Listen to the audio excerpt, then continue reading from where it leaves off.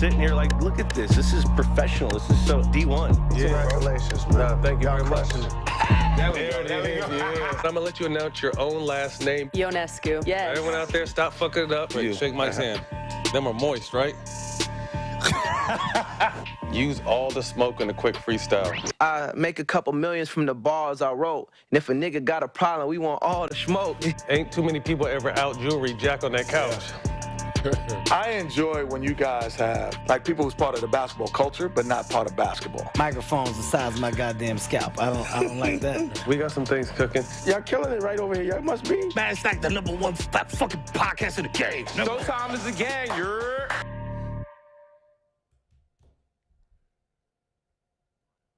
What's good, everybody? Welcome to the Blue Wire Studios in Las Vegas. We're here, Showtime Basketball, live in Las Vegas. We did it. We finessed this bag. They can't take it back right now. We here live. What's going on? We got the truth, Paul Pierce in the building with us. We got Jelani McCoy repping the Wynn, heavy. Heavy. I'm on brand, heavy. Trying to extend this contract, get us another deal. You already know. We need that max extension. You did. So we out here in Vegas, guys, NBA Summer League. What's the vibe been like for you guys out here so far? Man, you know, the summertime, especially during the summer league, is always exciting. You know, you got it's hot. You know, you got new energy with rookies coming in, free agents moving from place to place, and it's just like a fresh start. You come here and everybody's optimistic about the upcoming season and who they pick, who the new draft picks, who the new kids taking over, getting 30 jobs, taking 30 jobs, and who's going to be the next. And it's exciting, and that's why I love coming out to Summer League. Yeah, it's your first little taste of professional basketball out here in Las Vegas. Like Paul said, it's hot outside. You know, it's hot in the lobby, if you know what I'm talking about. You already know. You got to know how to move around out here. But you get your first little taste of per diem and the envelope. You know what I mean? You get a couple bands to come out here. You know, the Caesar shops and everything is close. So Summer League, it's a big business now. And it's like, as Paul said, it's always a vibe. So, John, we talked about that. That's the one thing I don't think people realize. When you're rookie, second-year guy coming out here, they give you all your per diem money in advance, right? You get that nice envelope.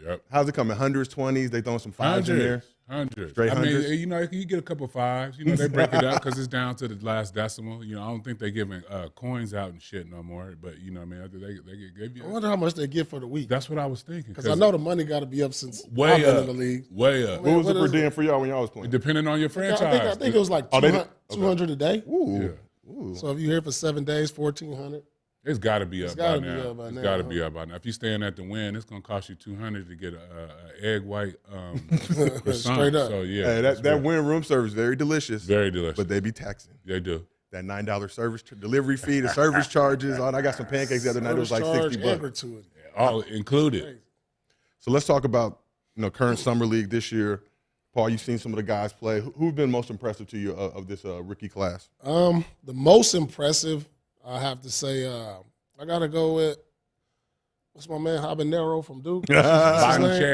Paolo Well, listen, man, I mean, let me tell y'all something. If I don't know a guy's name, you got to earn the right for me to know your name. But you the truth. I mean, you know what I'm saying? Yeah. Like, I ain't going to know your name off the top. You played 2 good Summer League games and had an okay college career. I mean, earn the right for me to know your name. And Holmgren, he been all right. Chet Holmgren, yeah. He been cool. Good. Yep. So if you want me to say your name the right way, you got to go out there and earn it on the court. But, them 2 guys, I like what I've seen from them. It's like football when they put the tape with the number on it. They just or you might get Mac Jones and have to wear number 50 at practice or whatever. You're not getting that respect. No. You just getting called by a number. Yeah. So Paul, you didn't play Summer League your first year because it was the lockout. But what do you remember from your second year Summer League experience? Well, I just want to really go out there, and I think when you're a young player, you just constantly want to keep trying to prove yourself that you belong here. Mm-hmm. And, I think I finished like second or third in the Rookie of the Year. My first year, I remember spraining my ankle, so I kind of fell off a little bit. I think Vince Carter won it. It was between me, Vince, and Jason Williams. But then it was just like, all right, as a young player, you want to continue to prove yourself. And so I came out in great shape. Summer League was in Long Beach. We played 5 games. I think I averaged, a good 28, 29. And we were supposed to go to Boston right after that. And Coach Pitino was like, I've seen enough. I want you to relax the rest of the summer like they do. They shut it down early now. Yeah. You get one good game. Yeah, they shut you down. And they shut you down. They seen enough. So, But it's always constantly trying to prove yourself each and every year. Yeah, I was watching Jaden Ivey's Pistons game. He had like 11 points in the first 5 minutes, kind of tweaked that ankle a little bit. So, yeah, we're not going to see him for – Shut it down. We're not seeing him till training camp. Right.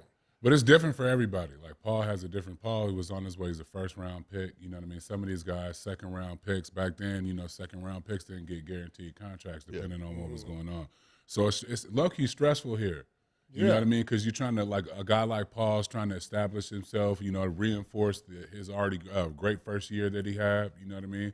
Obviously, he got shut down, but you're always trying to prove yourself. And guys like me, second-rounders, journeymen, whatever they want to call you know what I mean? You got to come here and you got to put up, consistently. If you have a good game and then you have, like, 2, they think you're out in the spot. You know what I mean? So it's better to almost be consistently average in Summer League than having ups and downs, unless you got the truth package. And how important is Summer League, to a guy's development to a career? Obviously, big-name guys, they got their bags already. Yeah. They're going to be pretty good for a couple of years. But for second-rounders like yourself, guys on the fringe, how important is Summer League for them? Well, Summer League is a huge stage, not only for guys who get drafted, but for other guys who looking to continue their career, maybe in the D-League, maybe overseas, because there's still a lot of jobs out there if you don't make the NBA. And so everybody is always watching with these young guys, got to understand, your practice habits, what you do out in the game, because just because you don't get signed in the NBA, there could be another opportunity, say, like in Spain or Australia. Yep. And, I know guys that went on and had a great career overseas and made good money. Yeah. And so you have to always understand you're under a microscope. This is a great stage. You're on TV. You got scouts, coaches from all over the world, not only the NBA watching. And so you got to make an impression while you can. Yeah, one of the guys I think about is Thunder's Aaron Wiggins, Andrew Wiggins' brother. He's been real impressive out here. Just a guy going hard, hungry, really out there playing hard, man. And you can see it means a lot to some of those guys, right? They only get a limited amount of opportunity, and this is what it is. I want to talk quickly with y'all. I don't know if you got to see Sharif O'Neal play at all. Twitter was kind of crushing him a little bit. He came back, bounced back, playing hard. Some people say he don't belong to be here. I'm a big fan of black privilege, so I'm all about it. We need it. We need it. I can't tell you how many kids I work with whose pops did something, whatever, you know what I mean? Like, we need that black privilege. I think a lot of people were like, he's taking somebody's spot, but Sharif has been out here doing this thing. Have y'all seen him play at all? I haven't actually had a chance to watch him. I haven't watched the Lakers. I don't watch the Lakers summer league. Oh, you from Inglewood? Come on. Inglewood not surprised. No, but look, I think it's dope that you can see Scottie Pippen's son out there. You got Shaq's son out there. I think it's dope that, it's all come full circle that they have proud fathers that's out here seeing them. That's what the Lakers organization to try to make it. And I think that's dope. Whether he plays or makes the Lakers or not, that's a proud moment just for a dad, I have to assume, because, how would it be if my son was out there and I'm seeing him in Summer League? That's whether he makes it or not, it's just you just know that, that's an accomplishment in itself. I got to back that up, because if Lil Paul wanted Lil Prince, if Lil Truth wanted to hoop, I would love to see him up there at Boston. So I love what the Lakers are doing. They claim it's a family organization. You're in the black privilege. You already know. So yeah. So anybody. Shout out Marcus Johnson. I'm with it. I'm all here for it. All right, hey, people, your dad? Yeah, of course. But I'm supposed to be like, no, I'm not going to take this gig because my dad played in the league. That's ridiculous. Give me these bags. Yeah. Paul, you grew up in Inglewood. You used to sneak into Lakers games as a kid. I know you got drafted by the Celtics, played most of your career in Boston, but when did you tune out the whole Laker thing? Man, I think once I just started being around the green and I walked into the arena, you look up, you see all these banners. I'm sitting next to Red Auerbach having a conversation. I'm having dinner with Bill Russell. Okay. And then it's just like, oh, man, this is intoxicating. This is it. As much as I was a Laker fan, to go and really get engulfed into the tradition, into the culture of Boston, this is what basketball history is all about. These two franchises. So you can't be one of and the other. They drafted me. I got a chance to be around the legends, and once I put that uniform, it was just like Superman putting on that cape. Yeah. He transformed.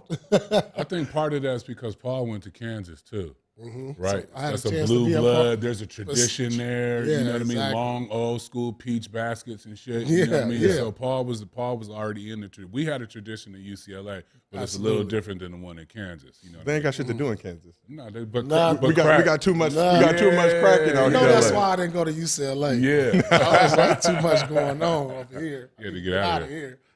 So we out here NBA Summer League, but I'm gonna take it back to the high school days. Paul, me and you came up in the same K-Swiss IASAA yeah, Pacers. they can't even say that. Thaddeus McGregor. Hey, honestly, you see the jerseys with I remember the first time I saw the jersey with all that shit on there. I'm like, yo, what does this even mean? Yeah, I still can't tell you what the acronym stands for. Oh man, I know, right? Yeah, like I still. Oh my like, God. that's a damn shame. I could tell you what PTA stands for. Our Performance team was so broke. PTI, Performance Training Institute. We wasn't broke. Yeah, y'all were. Well, we used to look at y'all. Yeah, we knew. Y'all got the we was warm-ups. changing shoes at halftime. We was Nikes. annoying. Yeah, we Our was annoying. stuff, we was garbage. You We made had up K-Swiss. for it. When I look back at the pictures, we had the K-Swiss, the blue and ISA, blue and gold. But y'all don't even know, before it was ISA, we was the K-Swiss Cougars. Okay, wow. Yeah. We was red and white, Ooh. and they gave us all red K-Swiss. We was nasty. let me tell you this, though. I had an unlimited supply of K-Swiss. For though. sure. Oh, you already They know. was giving them out. Hey, we was going hard on the K-Swiss. The straps on. I remember we get the Oh, boxes of my K-Swiss God. and we didn't know no They better. was It's like, giving yo, them free away shit. to us. Oh, man. Yeah. I was like, man. But when you look at, obviously now NBA Summer League, guys coming in, getting the per diem, the bread, like you mentioned, we were coming out here, scraping bread together to get out here.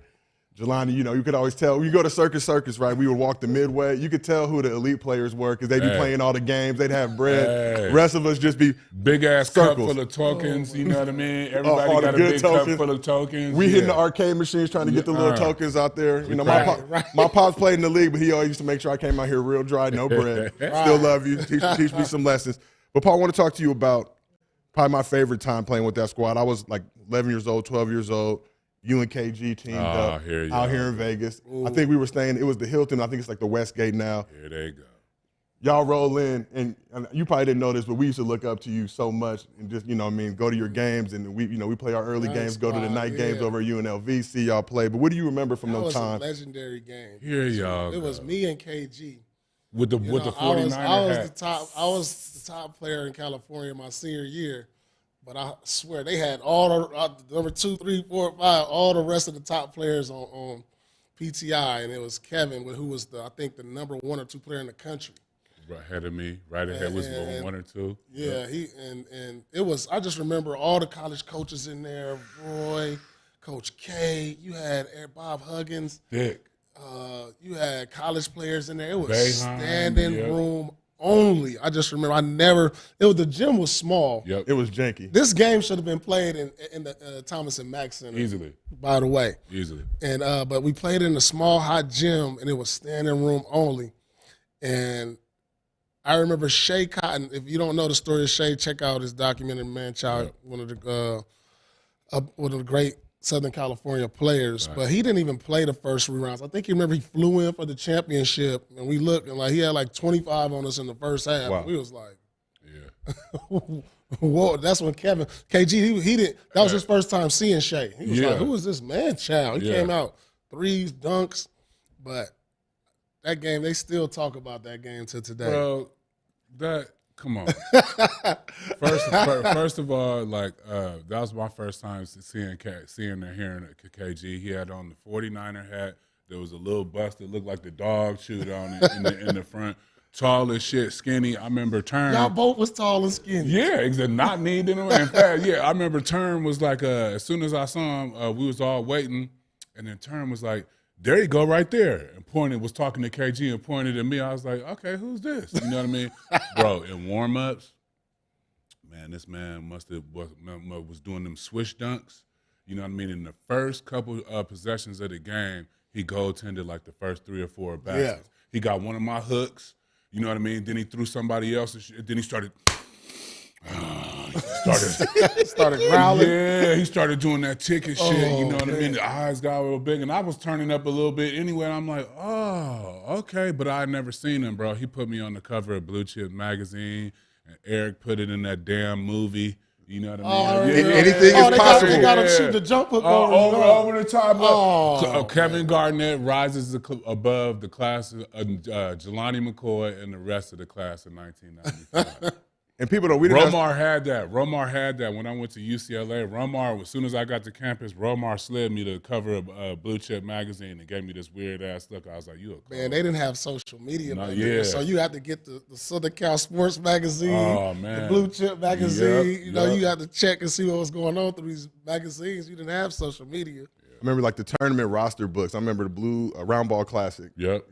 And, I would just Chris was out there played against KG and all that, but just flipping through it. Simon Grass, obviously, learning the high school names. just learning from that in USA. That you got your picture in there. Yeah. What about the McDonald's High School All-American game, class of 1995, possibly the greatest? In my opinion, that was the greatest high school Come class of all time. I think it's featured like 10 or 11 pros, maybe even more. Hall of Famers. Hall of Famers. When you talk about guys like Steph Marbury, Chauncey Billups, Vince Carter, Ron Mercer, Antoine Jameson. Yeah. I mean, and then guys who went on to have good careers, Sham God Wells, Lewis Bullock, you know, they played in and out of the league, but, you know, ultimately played overseas and made good money. I mean. Great money. He was playing for Rihanna. Albert White, Terrence Roberson. I mean. Sharif Abdul-Rahim. Jesus. Even Big Taman Domzowski that went to Hey, Duke. he was a beast. Bro. Hey, he was a people beast. don't know about it, but that class, I always tell people that had to be one of the greatest class, if not the greatest class, McDonald's history. Oh, the practices. No, but listen, me and Kevin talk about this all the time in practice. He was matched up with Sharif. Yep. And Sharif Abdul-Rahim was giving KG the business. Every day. I mean, the business. He made him look bad in practice. When that game came around, Ticket was on another level. Oh, he was dunking, shooting threes. I didn't know he could shoot threes. Nah, he wasn't displaying that like that. He wasn't displaying that. In that game, he was getting the rebound, pushing it full court, throwing a lot. I was like, you didn't see 7-footers doing this. Not at all. And he did everything. He waited. I think he just waited for the game, and then it was just like, wow, this is something different. I never seen nothing like this. We were like, maybe he could go out of high school. Yeah. And so, but look, around the McDonald's time, I'll tell y'all this story. Everybody pretty much committed. Yep. KG was like the only one who didn't commit, and so everybody's like, you know, where KG going? Steph, we knew he was going to G-Tech. I'm going to Kansas. You going to UCLA? And KG is the top prospect that they haven't committed. So everybody thinking he going to Carolina or Michigan. Yep. And then, like, when he said, I'm going pro, I was like. On the bus. You could do that? I remember that. I was like, you can do that? Everybody was like, going pro. I was like, damn. Yeah. That was crazy. Yeah. And he just opened the door. So Jelani told me yesterday story, somebody stole your jersey at McDonald's? Yeah, so I had to wear a Jelani jersey. If you ever watched that game, they stole my game jersey and my backup jersey. Who do you think did it?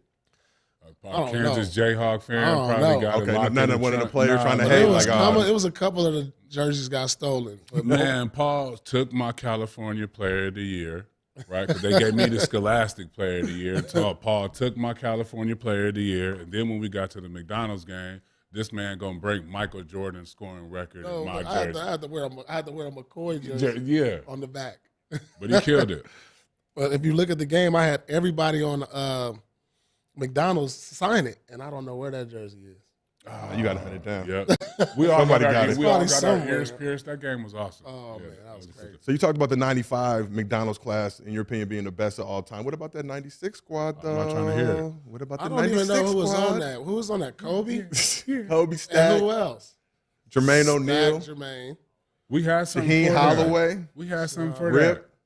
that. Okay. We had some for that. Yeah, we had some. We had good size. All our wings was Albert White. You know what I mean? All these dudes was big. Derek Hood. You know what I mean? We had something for that. Wayne Turner. We had something for that. Y'all had something for him? We had something for that. Yeah. I would love to see that game. They need to put that on a simulation. Put that on 2K. Give us our check. Make that a 2K new feature, the McDonald's High School All-American games, and we can simulate the year. But they're gonna have to cut that check. Yeah, they gonna.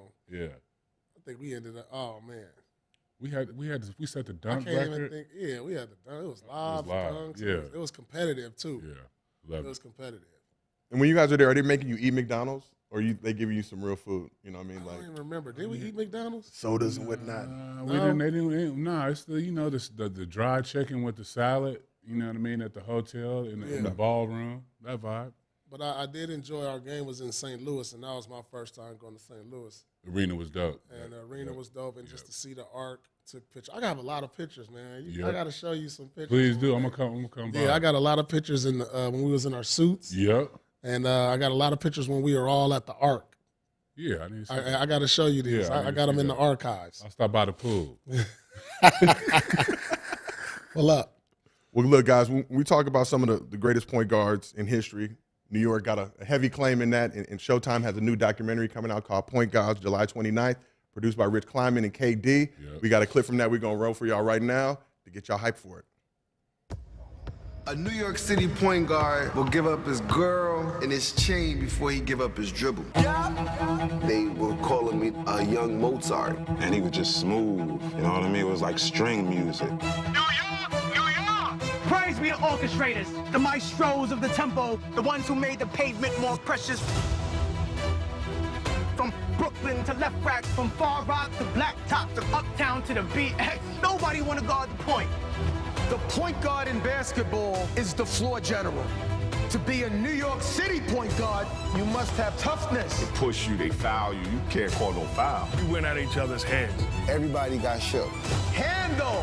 No girl can guard me. I dribble the air out the ball if you wanted me to. And showmanship. What? When you from New York and you shake somebody and the crowd go, that's like 5-6 points in our brain. It wasn't just move, it was your sneakers, it was your shorts, it was your haircut. The whole mentality was like, somebody did it like this, I'm gonna do it this much Miller. Y'all New York dudes is crazy. When I say legendary, a move is named after him. What we were seeing was cultural resilience. We revolutionized this game with our influence. New York City playground basketball blew up on a global scale. Hip-hop, fashion, combined together.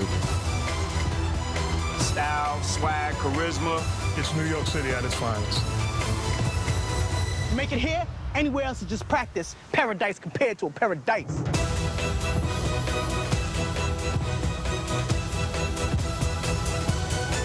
Yo, I swear there's something in the water.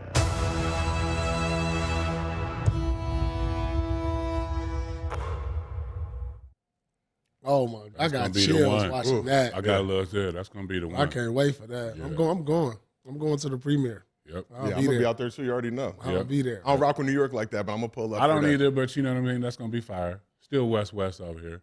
So NYC Point Guards dropping July 29th on Showtime. When you guys think about, New York point guards, we're all LA, SoCal guys. Yep.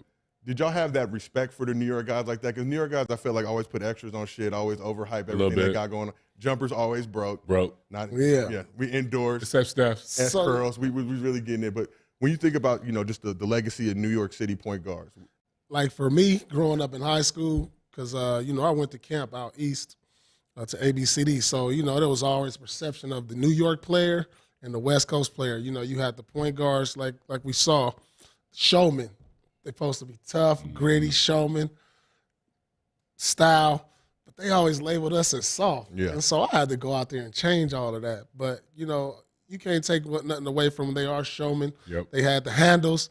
And because of New York, you have the Harlem Globetrotters, you have N1 mixtapes. Yeah. That was the culture of basketball. The outdoor game, became legendary in New York. And so, I'm excited to see this, and I'm excited. There's some point guards that I didn't see on there. You got to throw probably Sebastian Telfair in there. Yep. I don't know. I'm not sure if he's on there, but I actually went to the Rutgers my freshman. I never played in it. Okay, I was going to ask you that. I didn't play in it, but I actually have a picture of me, Chauncey Billups, and some other guy. We went there after because I was a counselor at ABCD, and we went there and watched some games. And the culture there is pretty phenomenal, especially with the Rutgers when it was at its peak. For sure. What do you think is? I agree with everything you just said, but what is our identity on the West Coast? What is it? As the back then in the '90s, they had all the showmen. Well, our perception was we were soft.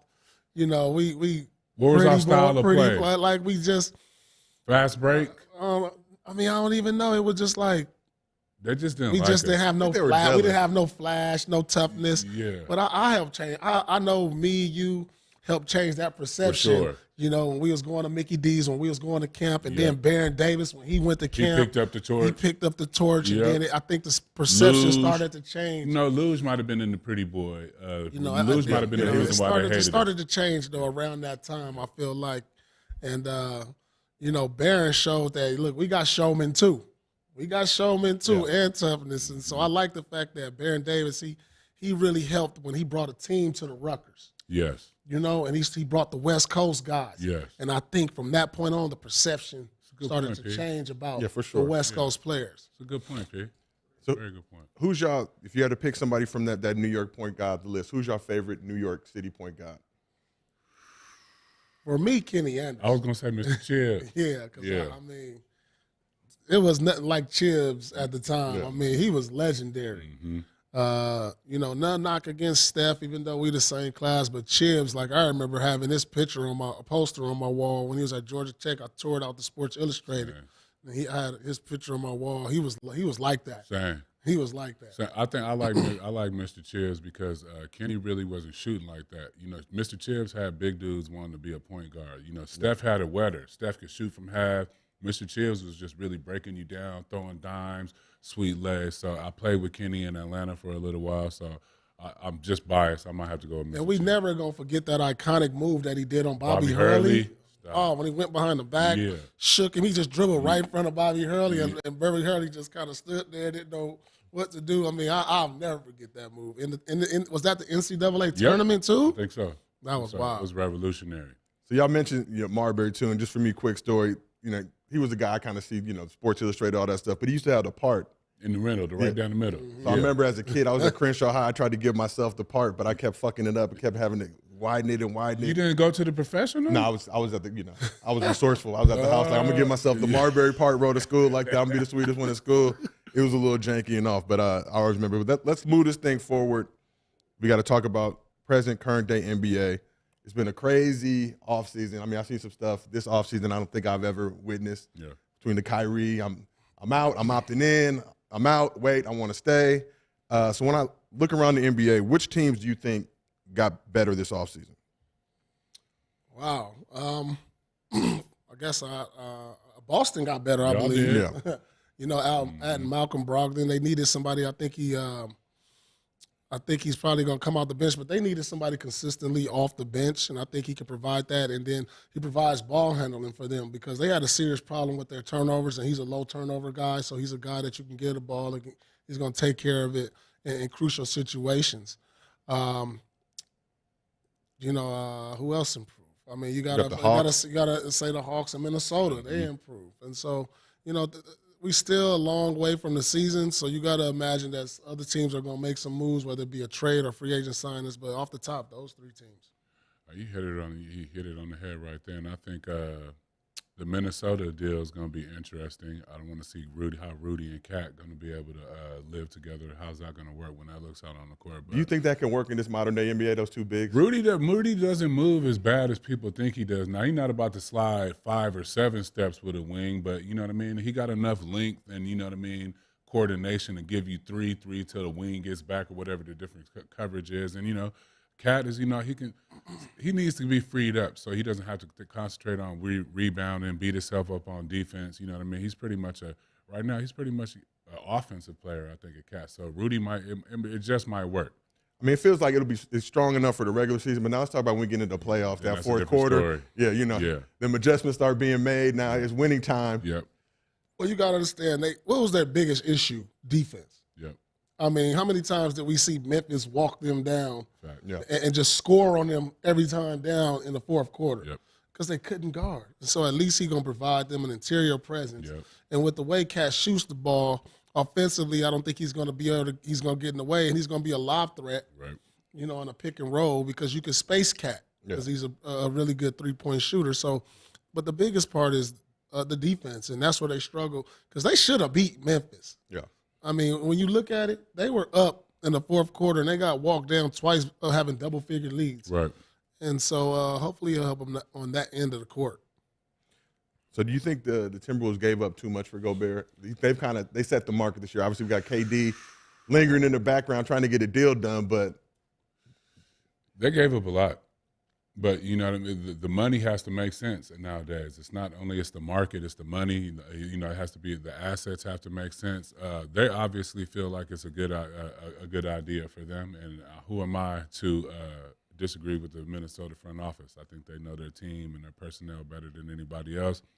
To win this year, you're going to have to make a big splash. Look, you're talking about what the Lakers are trying to do with Kyrie, Steph. To win this year, you're going to have to make a big splash. Everybody's not Golden State and go into the luxury tax and, you know, pay the players that are there as well as their younger developed talent. But I think to win this year, you're going to have to make a splash. So, and I think they've made a splash. So I think they put themselves in the upper part for me for the Western Conference. We'll see what happens in the playoffs. Yeah, and I agree. I think, you know, they're in a position to where they're like, we want to start winning now. Mm-hmm. You know, I think now is the time to where we can start building something for the next 4 years, because that's why you grab all these assets and you grab all these picks, so you can eventually, if you don't find that guy in the draft or overseas, you're like, okay, what can we turn these assets into? Right. And so when you look at their roster, they got potentially 3 all-stars, because I see Anthony Edwards, he's going to be an all-star in this league and possibly a superstar. And you know what Gobert brings defensively as a defensive player of the year candidate every year, and Cat, he's an all-star. So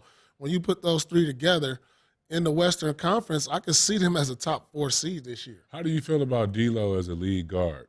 Is he a top 10, top 15 NBA PG? Well, I think he's taken some steps back, but you know, because they have better players, he has to figure out what his role is going to be. Yeah, you know, with the emergence of Anthony Edwards, you know, because D'Lo was a 20-point scorer easily, and now that Edwards is emerging, he has to figure it out, and I think he's going to be key.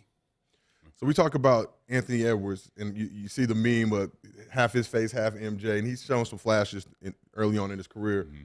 He's probably one of my favorite young players in the league, just an exciting dude, but hilarious on and off the court, hard worker. I think one of the knocks on him when he was coming in that he didn't love basketball as much. That's kind of the stigma they try to put on, and I think we've seen damn well he loves the game. When we look at a guy like Ant, what do you think the future holds for him?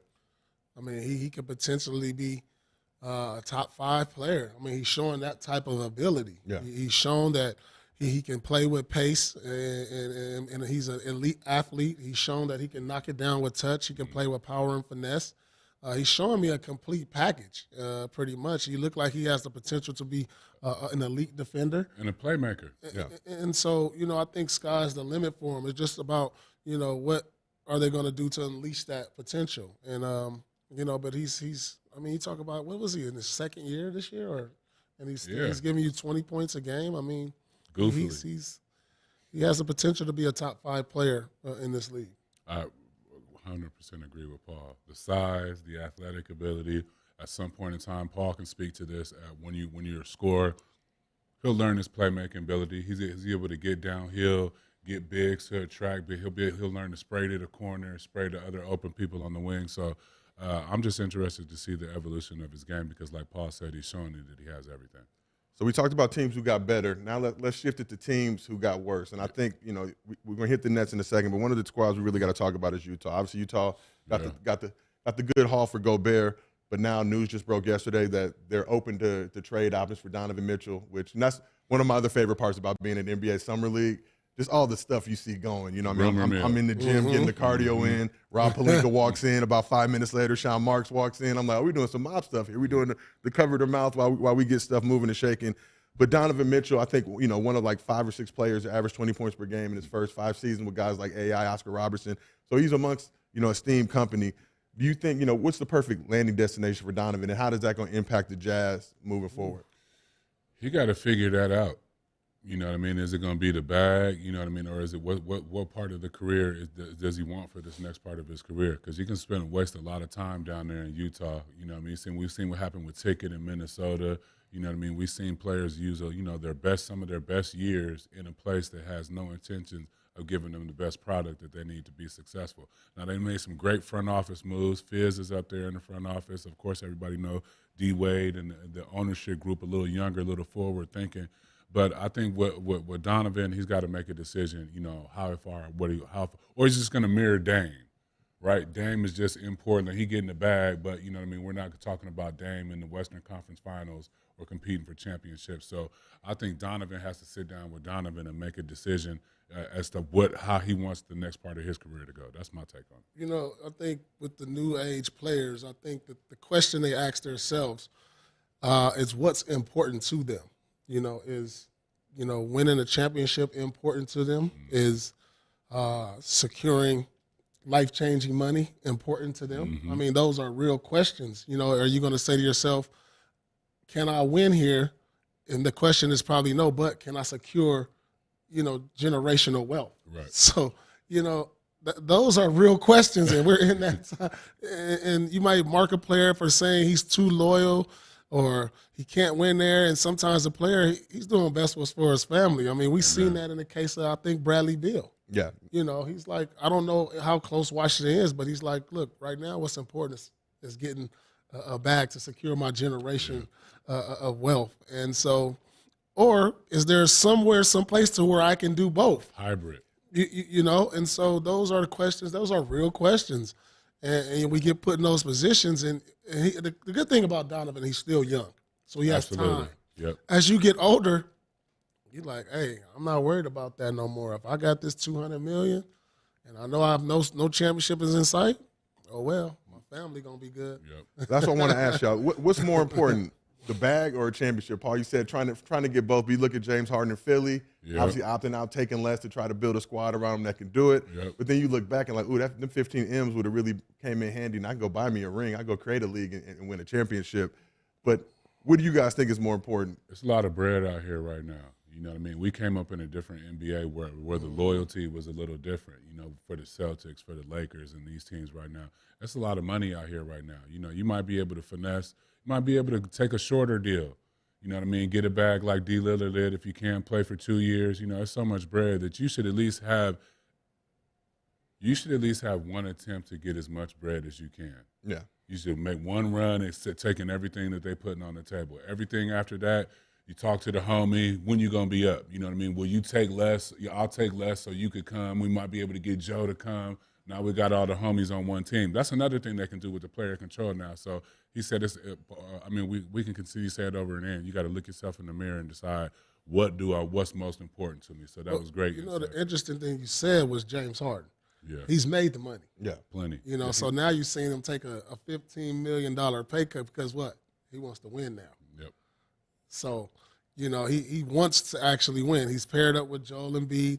And, not only did you got to understand, he's taking a $15 million cut from his playing contract, but we know how much he's made with Adidas. And so he's made probably $500 million in between shoe money, endorsements, and NBA money. And so right now he's older. He can say, I can take this type of pay cut and go for a ring. Shit, bro, I lost $20 gambling out here in a win. And I missed that 20, so I can only imagine what that 15 million looks like. But when you talk about staying loyal, not running from the grind, obviously, Jelani, you just mentioned Dame Lillard, Dame re-up with that 2-year deal. It's going to be, I think, first NBA player to make over $60 million in a season. That Blazer squad is interesting. I interviewed Ann Simons earlier in the week. He re-upped too on I think a 4-year, $100 million deal. They added Jeremy Grant. They got GP2, fresh off the championship from the Warriors. Is it time? Is that squad going to be able to do something, or is it Dame got these next two, and is it time to do so? I think they're starting to look like those Portland teams. They're setting themselves up for those old Portland teams that we played against. Strong defenders, tough wing players. Players that can play multiple positions. You're talking about GP2. You could probably play 1 through 3, damn near 1 through 4. The way they're playing basketball right now, you know what I mean, and how defensive minded he is. So I think they're trying to rebrand themselves. Portland used to keep a good team. Depth. They always had depth, you know what I mean? They always had a style of play, and I think they're just, getting back around to rebuilding that Trailblazer franchise. To be honest, I really don't see no light at the end of the tunnel as far as contention for them. And that goes back to saying, hey, Dame, do I sign this extension and make this 120, 60 plus a year, secure my family, or do I wait and see if I can go on a free agent and try to win a championship? So like I said, it's only a few of us in the NBA that can do both. Yeah. You know, so you got to make that decision. Well, the league is different now, too. So even if you re-up, sign that deal, and I'm going to shift it to the next topic. We got KD and Kyrie. KD got 4 years left on his contract, demanded a trade with owner Josiah. Kyrie opted in, you know, and Lakers Nation was kind of like, damn, we're not going to get him. But there was rumblings he wanted to get traded. Obviously, there's been some back and forth. We don't know who's really saying what. Obviously, the people who we can ask are all here in this general vicinity so we can figure it out. But when you look at KD and Kyrie, who gets traded first and where do they go? Ooh. I think Kyrie is easier to trade because he has 1 year left. You know, KD, he's going to pretty much, like when you look at the trade for Rudy Gobert, what he commanded, and then you're talking about the trade for KD, what he's going to demand, he's going to pretty much gut a franchise out. And I'm not even sure they're going to be, unless you can get a third team in there in the trade, a three-team trade, you know, wherever he goes, that team could be a contender now, but the pieces they're going to get back, you know, it's going to gut their depth. And so I don't know if it's going to make sense. Yeah. And so what do you do then? At this stage in his career, like you said, they're going to want a ton of assets. The minute he can go from a tenor and the minute he steps a foot in the arena, they might be at the bottom of the conference. So I don't know. It's going to be interesting. It'll be interesting to see what they do with KD. You know what I mean? Because, like, that's just not an easy haul after the Gobert deal sets the market, you know what I mean, for an all-star caliber player, much less an MVP candidate.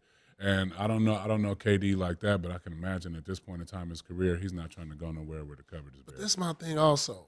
What if they all come back? You got Ben Simmons. Yeah, that's what Ben Simmons. Yeah. KD and Kyrie. Why don't they see what they got? Yeah. Why don't they come together, talk to each other, and say, guys, let's see what we got. If it's not working out the first 30 games or so, let's see if we can get traded by All-Star. Everybody start moving around before All-Star break. That's a good plan. They need to put Paul in the front office, man, if that's what they want. If I'm ownership and general manager, I'm trying to convince them. Let's see what it looks like. Yeah. Okay, well, speaking of front office, we got Marquise Watts coming up. But before we do that, we got to take a look at KG, who we talked about earlier. Obviously, had the legendary documentary, Anything is Possible, on Showtime. So let's take a look. I'm here to see Garnett. Oh, there go that ugly motherfucker right there. Get your ass out of here. Y'all ready? Why you always like big doors? Because we big. Oh, this shit popping. It's cracking. Certified will have a spirit. Certified's going to have a heartbeat to it. It's going to have little bits and pieces of my personality, things that make up who I am.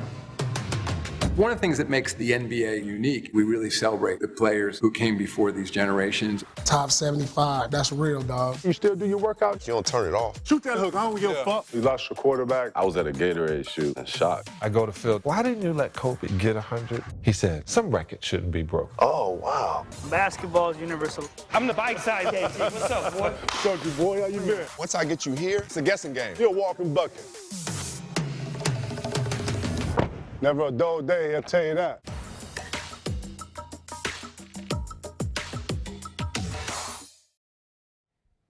So that was KG, Anything is Possible, streaming now on Showtime. And now we're joined by a legend making moves out here. Started out with clutch. Look at him. Dipped over to go to the Timberwolves and Lynx, Chief Experience Officer. We got Marquise Watts in the building. What's going on, Marquise? What's up, fellas? What's good, Keith? So first thing I got to ask you, what is a Chief Experience Come Officer? on, man. So it's a position, I bridge the gap between basketball ops and the business side of the organization. So, you know, it's one of those things that, and you guys know, former players, that teams don't look out for usually for the players, you know, all in outside of just on the court. So we were like, if you want to go to this next level, you got to be able to understand the players on and off the court, and then also be able to tie in the business side. Because most teams operate like ops do what they do and business do what they do. And with my experience, so I bridge the gap. So one of the things you hear about just around the league, obviously there's good teams like, you know, Matt Barnes, All the Smoke, talking about experience like Golden State where take care of families. Exactly. And then you hear about other deals like, you know, Tim Duncan deals getting crushed because the family couldn't fly on the plane and things like that. Yeah. So what are kind of your main goals in this new position and helping get to the Timberwolves to that next level? So the biggest thing is to elevate lives, everybody's life, every player, every family member, because it's all the ecosystem, right? Because you know, if your wife or your If kids, you ain't right at home, yeah, she gonna be like, nah, that deal, we not going there, you know. And then just, I think guys, Matt, you know, and Stack have talked about it on their show, and you guys know, like, there's certain organizations you get that rap, and you're like, yeah, they not serious. Ownership don't want to win, whatever. So our goal is to make Minnesota Timberwolves and Lynx a top-tier destination. People are like, I'm not going to Minnesota. It's cold. Besides L.A., Miami, Phoenix, Houston, like everywhere else is cold at some point, right? Like Boston, you know, it get cold. Cold is cold. Now, it may be a -10 in Minnesota and 10 degrees in Boston, but it's cold. So that's the goal, man, to make people, and like you see it now, like free agency talk, when have you heard of people talking about seriously considering Timberwolves? Now, I got a question for you. Did you pitch this job, or was this job didn't exist? This is some new shit, player. You trendsetter, revolutionary. Like new ownership, right? So it's crazy. A year ago this week, I met with Mark Lawyer and Alex Rodriguez out here, and they just got the team, and they're talking about, like, what do we do? And, you know, I'm at Clutch, and so we got Anthony Edwards, and I'm like, listen, like, here are some organizations that do it right, first class. Here's some that don't do it well at all. Where do you want to be? And then it just evolved over, like, I'd probably say like 6 months. That's to like, and then like people was funny. They're like, oh, you left Clutch. I'm like, but Rich is my agent. He did the deal. Right. So I brought Rich. I brought Rich in on it, and then it was great because Rich was like, well, if you're gonna leave, they got to do this and pay. It worked out great for me, but like, no, like that's how it started, and it's so we evolved into this new position. Let's talk about Rich real quick. We talk about black excellence, and I know he gets a lot of hate from a lot of other agents out there. That's just a part of the game. But, you know, I've got to meet him a few times and talk to him. Just a brilliant mind. What was it like working with him at Clutch, and what's the relationship like now with the Timberwolves? That's my brother. You learn so much from it. Just how he like just operates, man. Like he's in that I eat, you eat, everybody eat, right? And that's the thing that, you know, and as a black man and like what he's been able to transcend. And, you know, we've known each other forever because when I was when I was running global basketball sports marketing at Adidas, so we did some deals, and that's when you get to know people, right? When you got to do deals, you guys know. You look at people different when you're like, oh, that's how you see me, you know. And so when you see when he says, no, this is what he a man of his word, and then, you know, obviously I've known him before that, but being able to, you know, and I went over to Clutch in 2018, we had 16 guys, right? Now you got the whole I league. left with basketball and football. It's like 10 clients or something like that. So it just, you know, in 4 years exploded. So just his. So this is something I could have used when I was playing. Yeah, 1,000%. Yeah. Hey, you got a great agent though. Yeah. I got a quick question. You talked about sneaker companies. You used to work for Adidas. We obviously know the move Nico made. What is going on with the guys and being able to get jobs in the league from out of the relationships? I think it's relationships. You know, like I was one of the first, or maybe the first, to go from sneaker to agency. Right. So like I helped start basketball at Under Armour and that grind, and then went to Adidas for 4 years around that, and then went over to Clutch. Right. And I think it's all the same, right? Because you running into the same people, the same guys, right? So it's like if Truth was still playing and I was at Nike and was his rep or he's dealt with me, and then all of a sudden he sees me at the team, there's a relationship there already, and he's like, yo, he sees me in different lights, but it's all like connected. That's the thing that people don't understand. And you know, this industry is small, right? So like you got to be able to treat people right. You got to be able to act a certain way, and like those relationships transcend. And like now, guys, we all talk about it like right from AAU, right? You link up, you can play anywhere. You link up like, no, I want to go rock, and then that happens now in the league. Yep. Dudes that play together and like, hey. Nah, he was cool. Or the opposite, man. I couldn't stand him and his people when we play AAU or whatever. If he come here, I'm out, right? That happens. Yep. So we were talking earlier about Anthony Edwards, and for my money, just on and off the court, one of the biggest legends in the history of the game already. You know, I mean, there's nothing he don't think he can do. He can play every sport. You know, he said give A-Rod that work in baseball. You know, what's it like? You dealt with him on the clutch side. But what's it like dealing with him now on the Timberwolves side? You know, the thing is, and is the best. Like, all of our guys, really. Like, our roster is, like, top to bottom. You're, like, amazing guys, right? But he has just got that, like, when the lights come on, he just get even brighter, right? He got to smile, and he's, like, his timing is hilarious on his jokes or whatever he does. It's spot on. And I think the thing is, though, and you'll see, like, right now, he really is at that point where he's like, for the team to get where we need to go, I got to be about, like, the content and all that is great and it's funny, but, like, I got to be about that work. So he's locked in this summer. I mean, we saw the video of him throwing the football. Yeah, but that's after a work. You know, he's not just messing around on the field. He's working out and getting it in with his. But this is what's crazy. So, you know, he was out here a couple of days ago this weekend. He hate Vegas because he's 20. He's still 20. Right. Like, Yeah. dude, you going to your Vegas is strict out here. They don't play. and you going in your third year and you 20. There's dudes that got drafted this year that's older than him. But he was like, I got to get back and get on to the work, right? And so he's so funny because, and he's also, he leads in his own way, right, as he's coming into his own. You guys know how that is. And so his ego is just about, there's no ego. It's like, let's just get better. But he's, you know, he does think that, like, he can do anything, right? You got the Open right now. He think he can go out there and, you know, win the Open as a professional golfer. He don't care. Love his confidence. Yeah, love it. So obviously, you guys made a splash during the free agency, getting Gobert in the trade with Utah. What'd you think about that deal? I love it. Like, you know, Do you love it? Or you love it because no, I love it. No, Okay, like I good. was in the room. Like, that's part of it. And, like, you know, they went through and all the powers that be. And I think the consensus is, like, people say you can't play big, you can't whatever. First of all, it's an all NBA talent, right? Right. That's what I was saying. He's an all NBA talent. Defensive player of the year, you know what I mean? And so, like, defensive player of the year, and you think, like, he doesn't take anything away from Cat. He don't take anything away from Ant or D'Lo or any of our other guys, right? So, like, that's to me, from the outside looking in, you know, before the season starts or whatever, you're like, oh, this could work. And then we have, like, Coach Finch's, he's like a player whisperer. I swear, like, he is, like, offensively, and he's so chill. Like, he probably walked past here, you wouldn't even know. He low key, but, like, the guys love him. And so, like, I think when you have young guys and talent, like, he's got the ability to, like, mesh all that. Like, I'm excited to see what it looks like. Yeah, that's important, especially when you're trying to build culture, when you're trying to build a winning environment. All those things are important, and other players here around the league hear that too. Yep.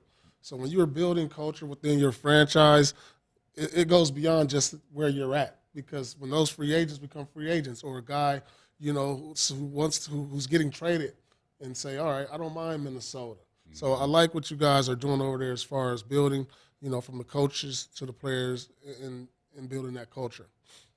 So, you know, people might have seen you make that move to Timberwolves and said, man, that's random as shit. But you got some heavy Minnesota ties. You played college basketball out there, built an AAU team out there.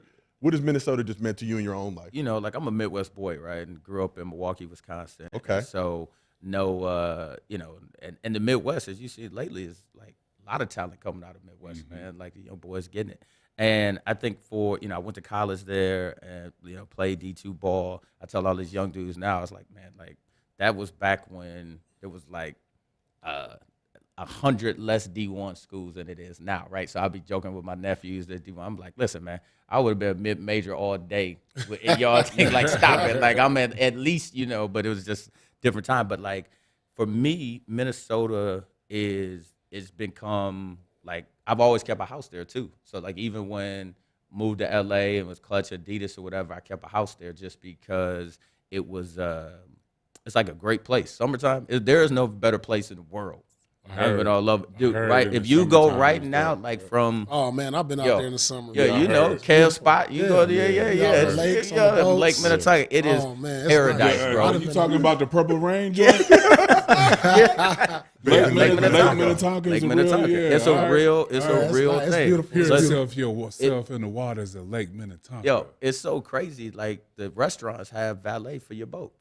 Yeah. Pull up. Oh, yeah. You know what I mean? So that lets you I can know. do that. And Minnesota people get it in because they know what's coming. They know what's December, right. January. So Yeah. if it's 90 out. Oh yeah, we out like out I'm forever. talking about boats everywhere. Yeah. So for me though, and the thing is to be able to come back and help, like, so underneath me too, I've got like the whole community impact, social responsibility, There you go. division and groups, so everything in the community, and knowing like what happened with George Floyd and just all the different things in all the major cities around the country to be able to like impact that, right? Yeah.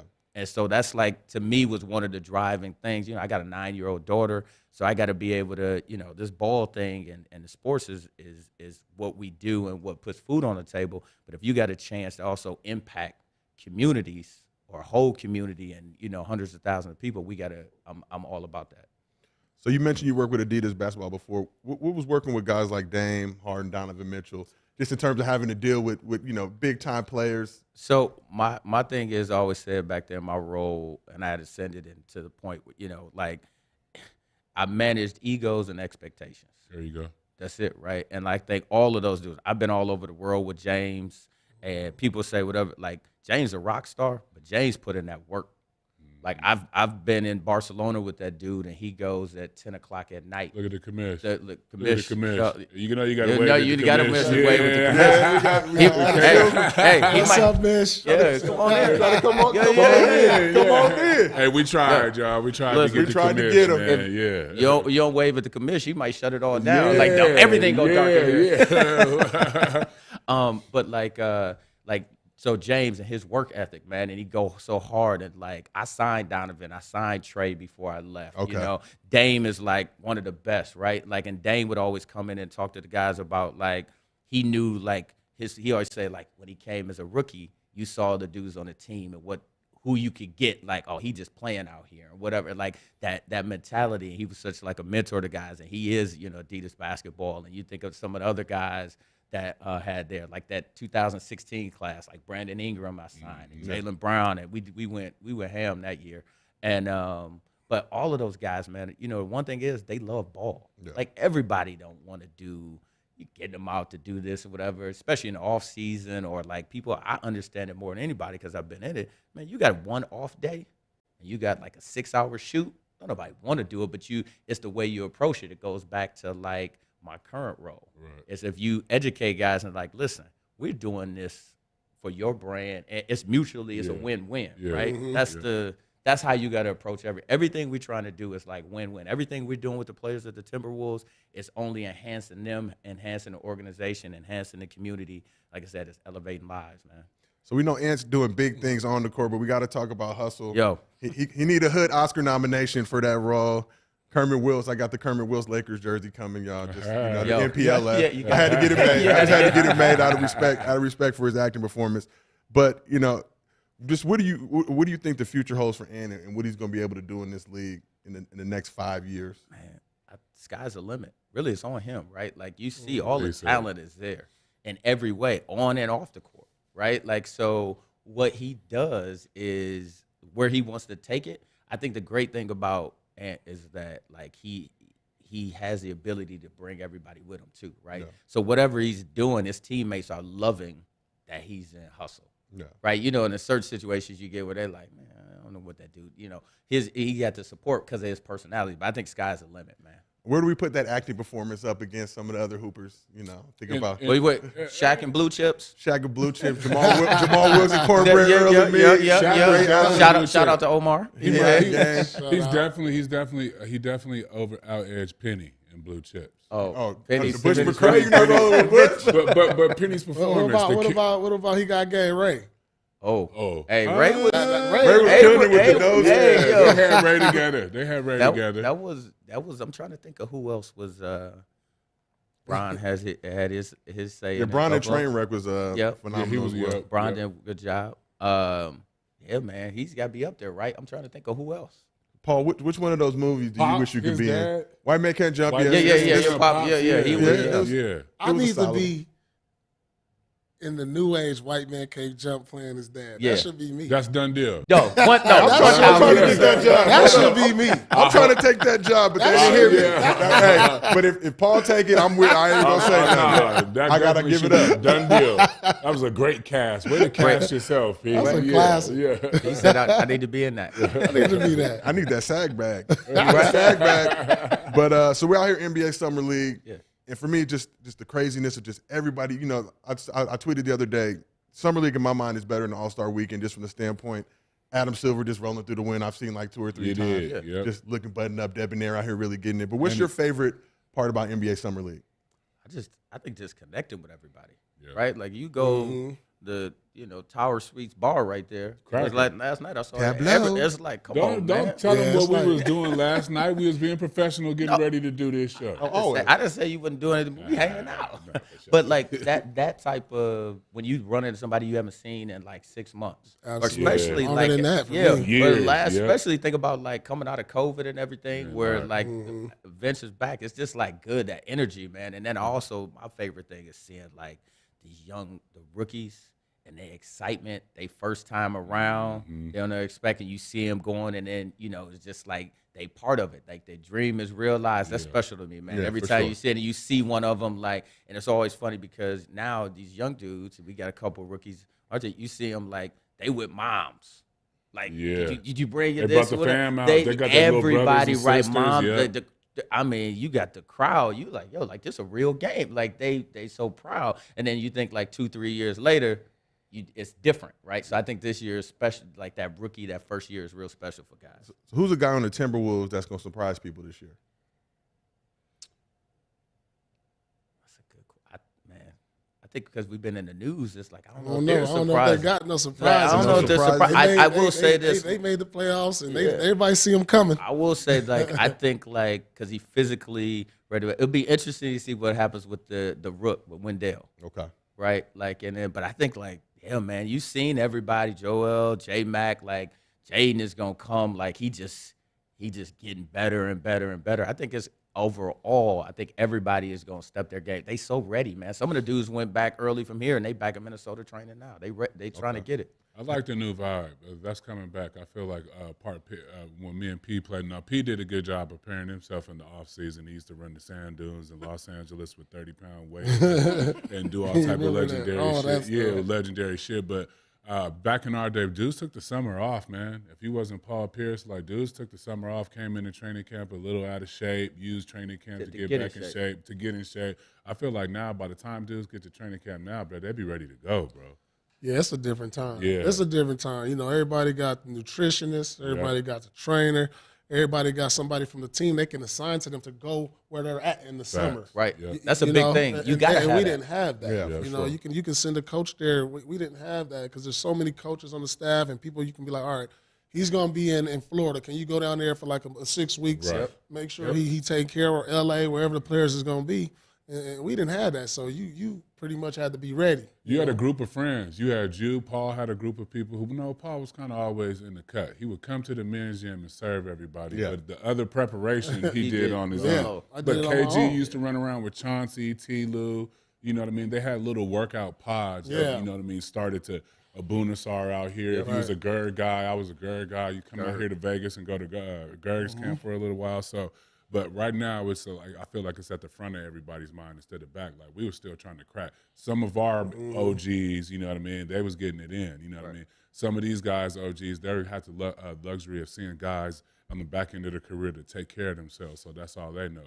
We saw a lot of Hennessy, Black and Milds, you know what I mean? Cards, dice, you know what I mean? A lot of late nights, you know what I mean? Shoot around smelling like Hennessy, you know what I mean? So we had a different experience, but at the end of the day, the evolution in the game has been great. You know what I mean? It's great to see these young guys taking care of their families, seeing people like you get new jobs that understand, you know what I mean, the culture and what these guys listen to. And now he's a good kid. He's just different because he's over here. Yeah, man. And, you got to be able to connect. At the end of the day, like you guys talked about, if you can be able to connect with guys and they feel that, they trust, then they going to work harder, right? Because then they know, like, we equally yoked in it. Like, the team do it, I'm doing it. Like, you know, if it's crazy that, like, when you can send a guy out to work out with a guy now for 3-4 weeks, like that bond, that time, right? Because you in it, Yep. and they're like, oh wait, the team actually care, right? They care what I'm doing in off season, and we stay connected. It's more like, I think now they professionals, but I always say you run it more like a college program, right? Because when you're in college, you may not be on campus, but everybody know what's going on. You know, a coach over here, whatever. Where the league has always been before that, like off season, like I'm doing me. You're on your own. Right now, it's not like that. Yeah. Well, Marquise, we appreciate you pulling up. Really excited to see all the things you got cracking in Minnesota. You got us all watching Timberwolves games now. That's prime time viewing. So you already getting that thing going. But Chief Experience Officer for the Timberwolves and the Lynx, Marquise Watts in the building. We got Vernon Maxwell coming up next. But before we do that, we got a little All the Smoke promo for y'all with Kenny Smith. You got a Showtime documentary coming, Point Guards. Can you talk about that? Yeah, it's the all the point guards that came out of New York, and actually doing it with Kevin Durant's company produced it and asked me to be part of it. I was like, sure. So I kind of filled in some gaps and holes, who to interview. Once they start, like I said, realize the connection that they all had played on my AAU team and with my brother. It's like, they were like, oh, how do we? I was like, oh, you got to interview him. He's like, yeah, he played for and they kept saying my name, saying, Kenny's brother. Yeah, Kenny's brother. Kenny's brother. It's like, so the connection was like, you got to EP it and like make sure we getting the story correct. But New York point guards is like, ain't no secret. Yeah, no secret. We'll give up our girl before we give up the basketball. You know what I'm saying?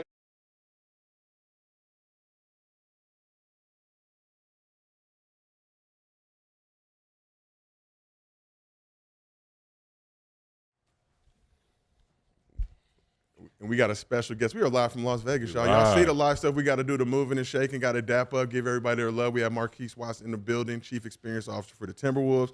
Now we got an NBA legend. Oh, man. NBA legend, Mad Max, Vernon Maxwell, two-time champ, Florida legend. What's going on with you? Oh, man, just chilling, man. Thanks for having me, man. Appreciate it. This my guy. Yeah, Come on now. Come on now. Yeah. Now, I remember watching you as a kid, man. One of my favorite players in the game, just that intensity, that fierceness you brought on the court. Right. Kind of set that trend back in the day, having to let fans know. As we all know, Jelani, I remember one time you and Chris in Oregon, fans got a little too. Why is it always Oregon that got the fans that want to get bingo? The Northwest, I don't know what's going on up there, but they get a little trifling sometimes. They get a little reckless with the mouth. Yeah. I remember watching that game like, ooh. Yeah. But let's talk some 90s hoops. Man, when we look at that era, man, so many great players that come through there, especially at the guard position. Who were some of the coldest players that you had to go up against during the 90s? Every night, man. I mean, you got Mike, you got Mitch Richmond, you got Reggie Miller, you got John Starks, you got, I mean, I can go on and on, man. There was so many killers. I mean, you had, I don't know who was two guard back at with Golden State, but shit, it was Run TMC, whatever they called them. Mitch and Chris Mullin. Yeah, they was killers. So, there was so many guys, man, that was killers back then. So you just had to be ready to strap up every night, man, every night. Let's talk about, you going up against MJ back in those days. What was it like having to guard Mike and also on the other side trying to give him buckets? That's just a nightmare. Shit. I ain't gonna sit there and lie. That shit's crazy, man. I mean, sleepless nights. Yep. Tell you the truth, man. That shit, you thinking about that shit the night before. I mean, people can say all this bullshit all they want, but you think about that shit the night before. And you have nightmares? Yeah, not nightmares, but your ass ain't gonna be sleeping right. And I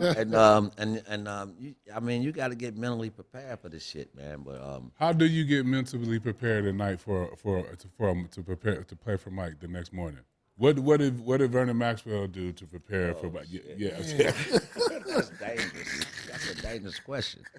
What I did to get prepared. You got your mind right. Yeah, you got to get your mind right if you're gonna play Mike. I was getting well, we know I did to get my mind right. I did that. And then got off my feet, got a lot of damn rest.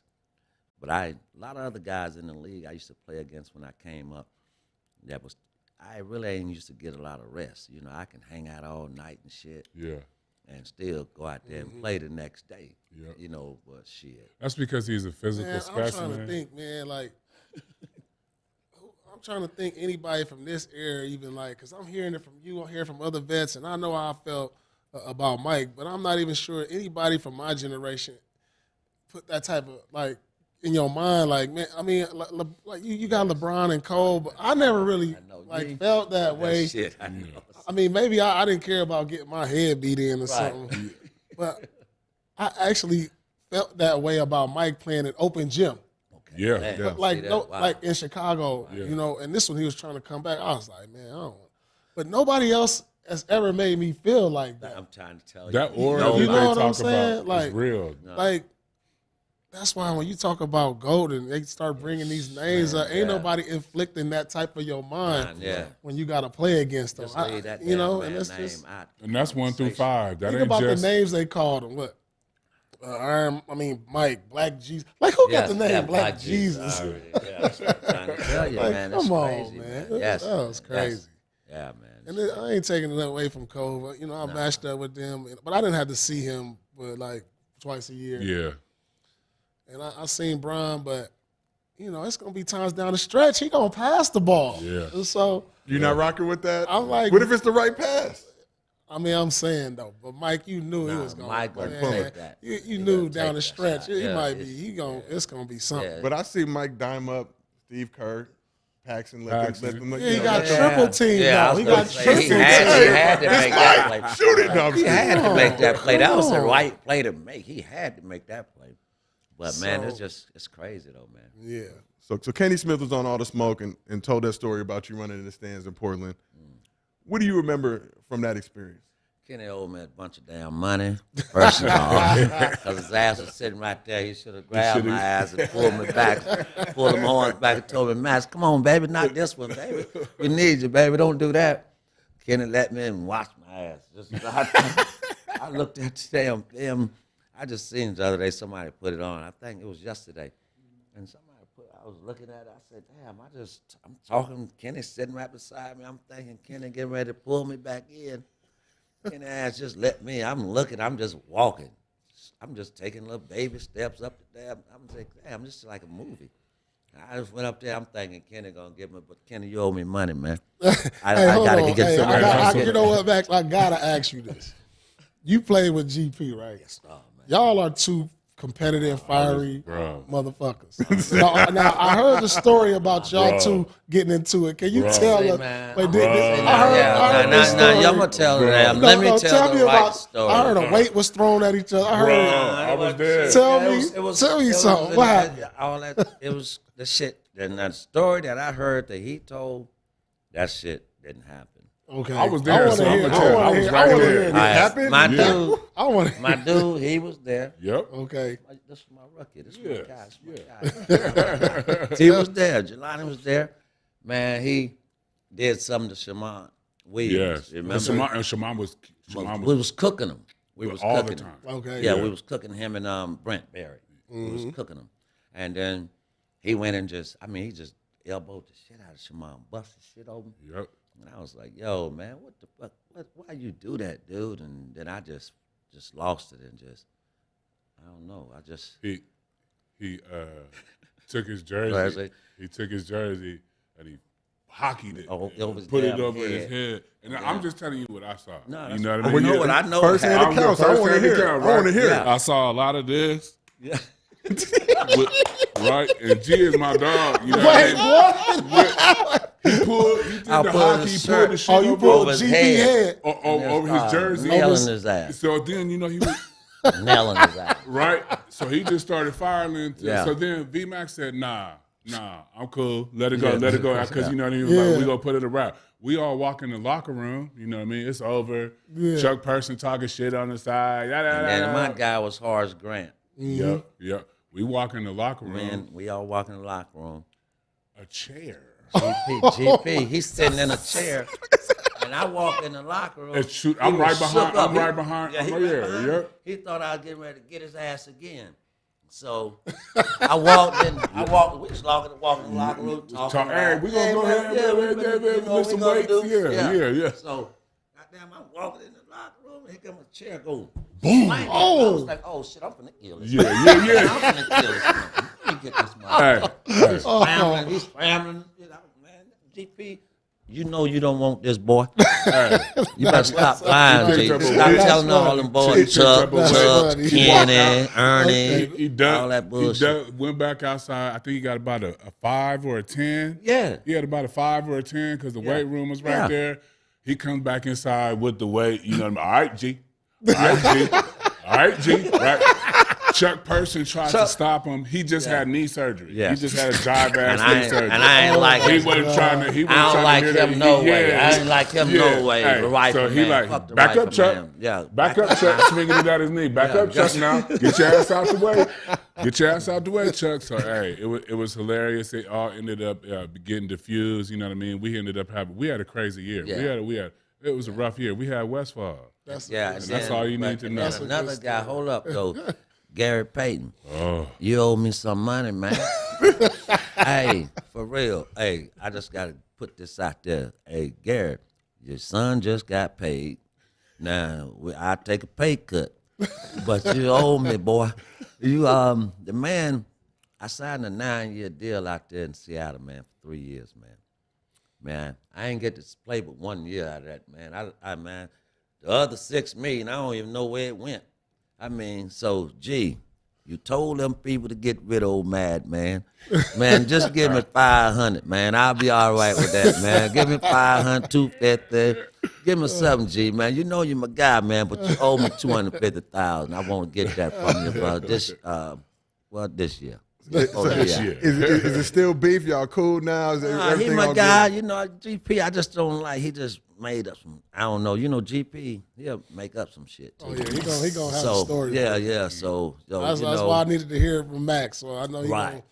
You know. So, but one thing, talking about raps, and I'll say this as a young fella, I'll say this about Vernon Maxwell, completely shocked the shit out of me. That's how nurturing. This dude was like a father figure to me out there in Seattle. Because my first couple of years there, he wasn't there, and the vets that I had, they didn't do a good job. I needed vets. I'm an only child. You know what I mean? I needed vets. When you get to the league, you need veteran leadership. We just talked about this.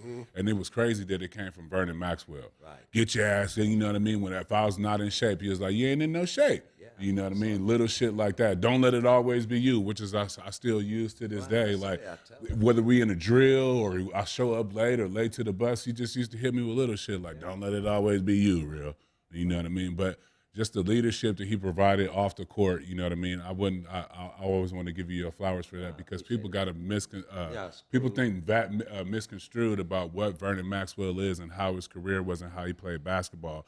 But off the court, ultimate dad figure, wasn't on no bullshit. Of course, we was going to hang out and eat well, but you know what I mean? He was going to keep you out of the way and make sure you were straight. So just know that a lot of those stories were true. You did some shit, but off the court, this dude was a leader of men for sure. Yeah. You just had to be a real one. Now, if you wasn't a real one, then you know Max might not have been for you. You might have had to go fuck with whores. You know what I mean? Yeah. But if you was a real one and did some of the things we do, then you know you gravitate towards the Max and the GP. I got you. So let's talk about your time with the Rockets, that championship in '94 against the Knicks. What do you remember from that time? No, it was a tough, physical. Both teams matched up well. I mean, we played just like similar teams. I mean, shit, you had Derek Harper, Kenny Smith, Sam Cassell. You had John Starks, Vernon Maxwell, very similar players. I mean, shit, you don't know who you're going to get on whatever night, you know, because we were so damn streaky.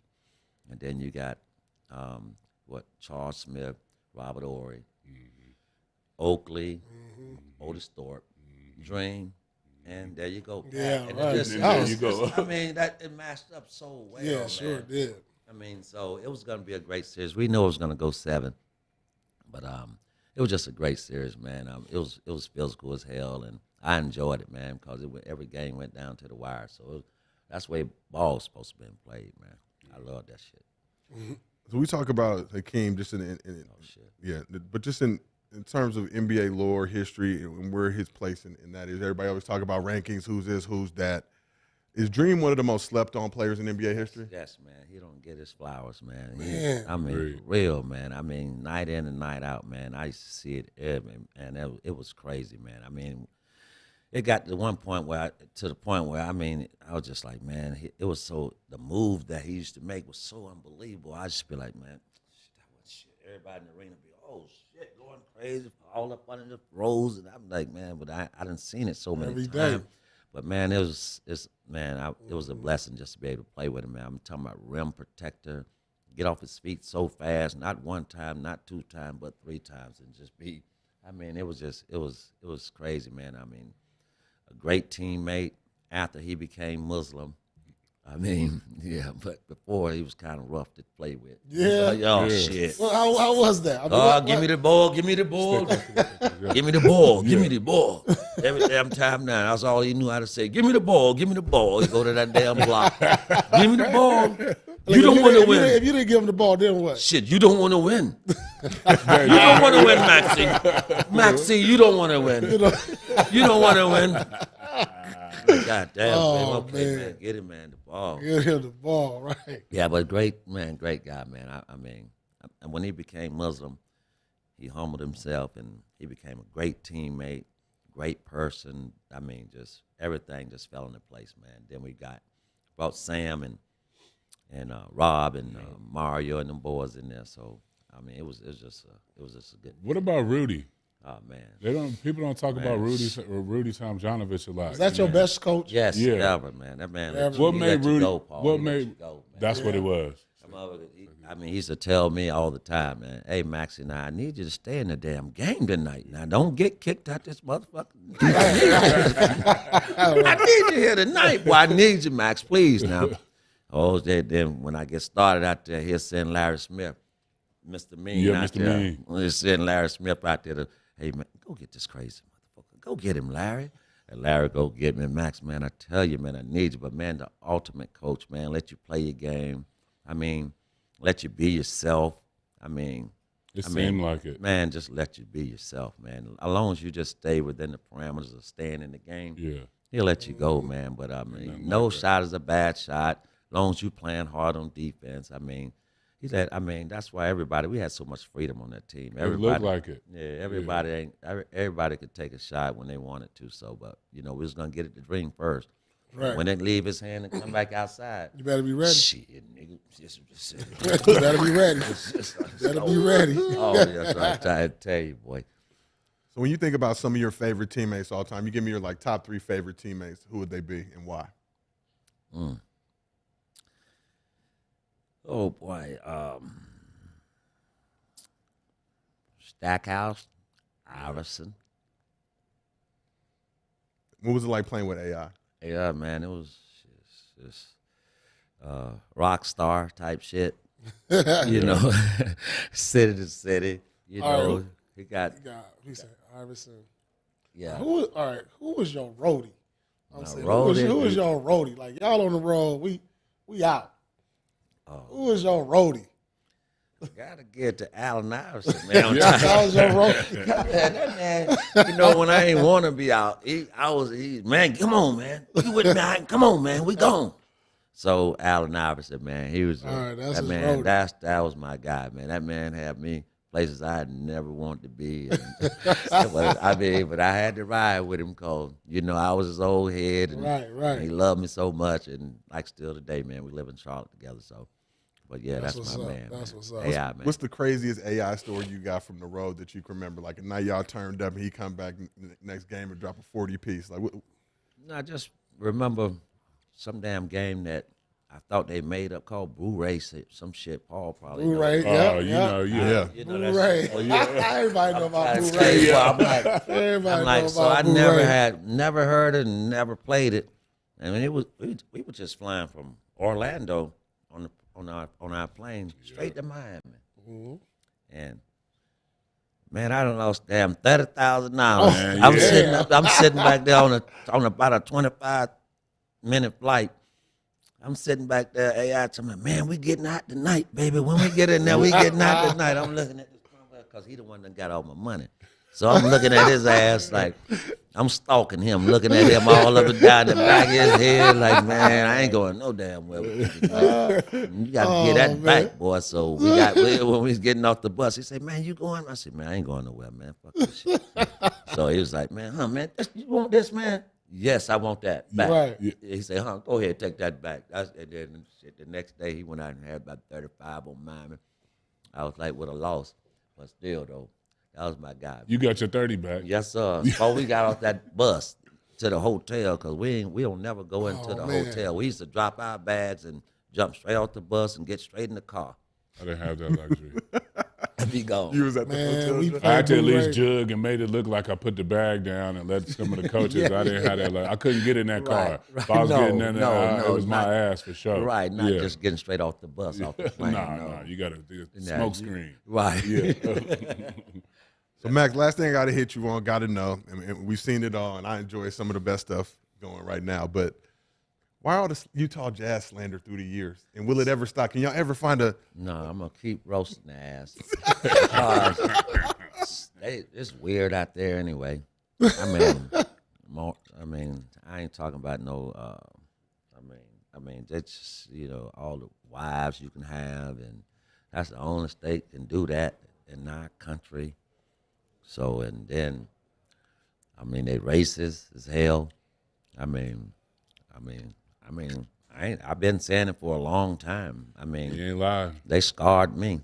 And I'm sure they scarred Ja and his mom and his daddy too.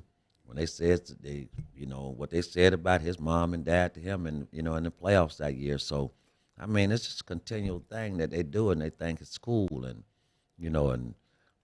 they think guys like, us that played in the league and, that, we don't have feelings and, we don't hurt and, have bad days. And still be out there trying to entertain somebody. And so, but I just, look, shit like that happened and they didn't nip that shit in the bud. We're seeing what we see today. Trae Young gets spit on. It's only they put gasoline on it now. With social media and some of the fans, you know what I mean? Draymond at him. Yeah. So it only got worse. But hopefully they do something about it now. But this ain't new. This is just a newer version of the same shit that's been going on for decades, man. So I'm gonna keep roasting their ass, and I'm gonna stay on their ass. All right, I'm gonna make a whole. If I can get me one of these shows like y'all got, I'm gonna make a whole section every damn time I come on about Utah Jazz. But no, man, I appreciate y'all guys for having me too, man. This is a blessing, man. So, I've been looking forward to this. So, got a few more questions for you, but just want to know. Everybody talks about the NBA. You got great cities you like playing in, but what are some of the worst cities on the road that you just? Oh my goodness, Sacramento. Ooh, Cleveland. Yeah, Cleveland. That's why I don't know. Milwaukee. Yes. Why they had the All-Star game? Yeah, we got you in Cleveland All-Star Weekend, Paul. You definitely were not having a good time. Oh man, I know it had to have been the worst. Yeah, so those cities, right? Yeah. Okay, and what are some of the best spots to play? Like, what's your favorite city to go to? New York, L.A., Miami, all them spots. Like Vancouver back in the day was cracking. Toronto. Vancouver was cracking before they took that team Toronto back there. too. Yeah, Toronto. Yeah, I like them. They treat you well in Canada. Oh, yes, they do. Real well. Take care of you. Great country. Great country. Man. Y'all gotta read between the lines on that one. Get a little bit deep. We won't get too much into it. But it's all the cities with the best food. We all know that's it. That's right. Culinary. That's right. Where's the best food spot in the league? Ooh. That instant item. Probably somewhere in New York. That's what I was going to say. Somewhere in New York. You're not rocking with Roscoe's. You're not hitting it when you come back. That's touristy, man. That's tourist. Roscoe's used to be. I'm from LA. Yeah, right. When did it turn though? Because it used to be just a normal thing. Shit, they got chicken and waffles in the Wynn now. Yeah, that's a true story. Yeah. Well, Paul, Max, we appreciate y'all for both pulling up. Obviously, legends. Paul, you going a little overtime with us, but we appreciate it. We got Gilbert Arenas and J.R. Smith in the building. They'll be coming in soon. Okay, cool. They walking in soon. This is live. You get to see this stuff on the fly. We out here at Blue Wire Studios at the Wynn in Las Vegas NBA Summer League. Before they come in, Max, Paul, just what's your favorite Summer League moment? Favorite Summer League moment. Oh, they here. Oh, they here. We live. Too late. We got the boots. Too late. That's enough. That's enough. Oh, man.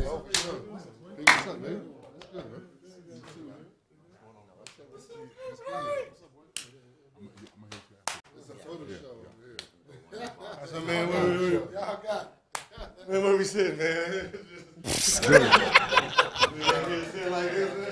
Hey, this is live. We in live. Effect. Oh, we didn't mean to sub y'all out like that, man. That's Paul Pierce, man. Tell her that's Paul Pierce. You don't sub me out like that, Hey, man. Paul was working overtime. You know, you got to stay on Paul's schedule. You know, we was getting them looks already. Like, come on now.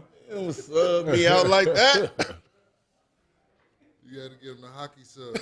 Real quick. That's enough. Come on. Change. Yeah. Change.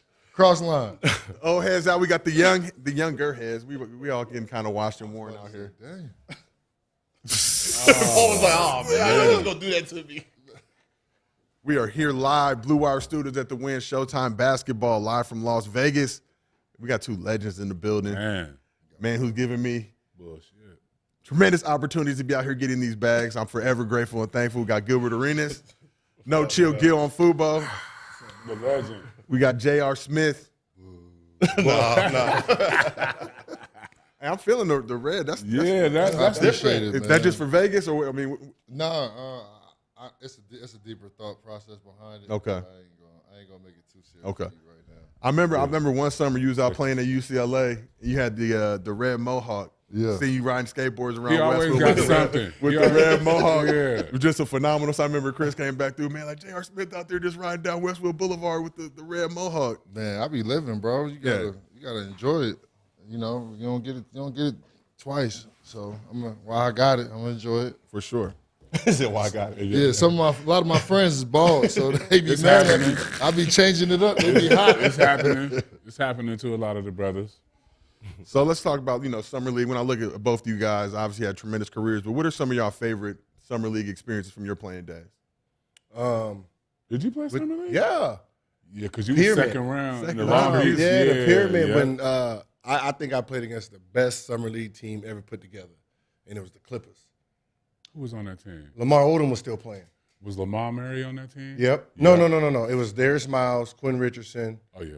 Lamar. So what happened was we're playing against a few of them. Mm-hmm. And then once everybody seen how hyped the crowd was, Lamar put his shoes on. Mm-hmm. Corey McGetty and them out there, we just getting we were supposed to be like the big dogs getting smacked. Like, this is the whole starting five. Y'all trying to get to it. Yeah, I was like, man, this is so embarrassing. Y'all cheating. And they was young though. They was all around the same age. Yeah, that's what I said. It was fun, but it was like one of those things where, we had the Lakers. That's when they just won a championship. It was Penn Birthday.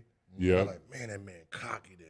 Yeah. Man, I can't wait to play him. Yeah. But we're going to get rid of these Clippers real quick. Yep. Smacked. Like, damn. The boys was ready, too, out there in L.A. Out there sitting, doing this the whole time. Yep. Where did y'all stay when it was in Long Beach? Y'all stay somewhere out that way? Yeah, it was like a random Hilton's like by the airport. Yeah. Long Beach is cracking if you can, really figure out the spots to really mingle, but nothing like Vegas. No, nothing like this. Nothing. Have you played in the Vegas one? Yeah, I played it. So with Denver? Yeah, with Denver. Didn't I play that team that I went out for? I think I was out here. Yeah, They got mad at me for playing. I don't know why. So back in the day, there wasn't all this load management and stuff like that they got now. So for me, I used to always play in Houston, LA. We used to go, we travel, go everywhere. So at the time, I think it was like my 4th or 5th year in the league. And I was kind of probably like LO at the time. Probably shouldn't have been playing. And it was like, yo, you want to play? Do I want to? Yeah, real quick, yeah. What? I go get 30 real quick in Vegas? You're crazy. I'm going to crazy tonight. It was a ball. Straight up. For sure. But that's the thing about hoopers. Like, you go there, you're trying to enjoy, and then someone like, yo, come and play. Like, all right, you ain't got my shoes just in case. Just in case. That's when dudes used to wear basketball shorts under everything too. Under your jeans and your shorts and shit. You know what I mean? Used to be ready. Already. What's up? Okay, yeah. Already all times. Yeah, at all times. Gil was ready. Gil would serve your ass in some low top Air Max running shoe, Adidas running shoes. Like, how is Gil playing in the running model? Like, why? First of all, let me tell you my first interaction with Gil. Like, literally, one-on-one, like kicking it, just not on the court, and I just like, oh, there go Gil. Oh, that's it. Nah. We in New York, bro. I think I was still 18 at the time. Playing with, first of all, I'm a New Jersey dude. Playing with West Coast team at the Rucker.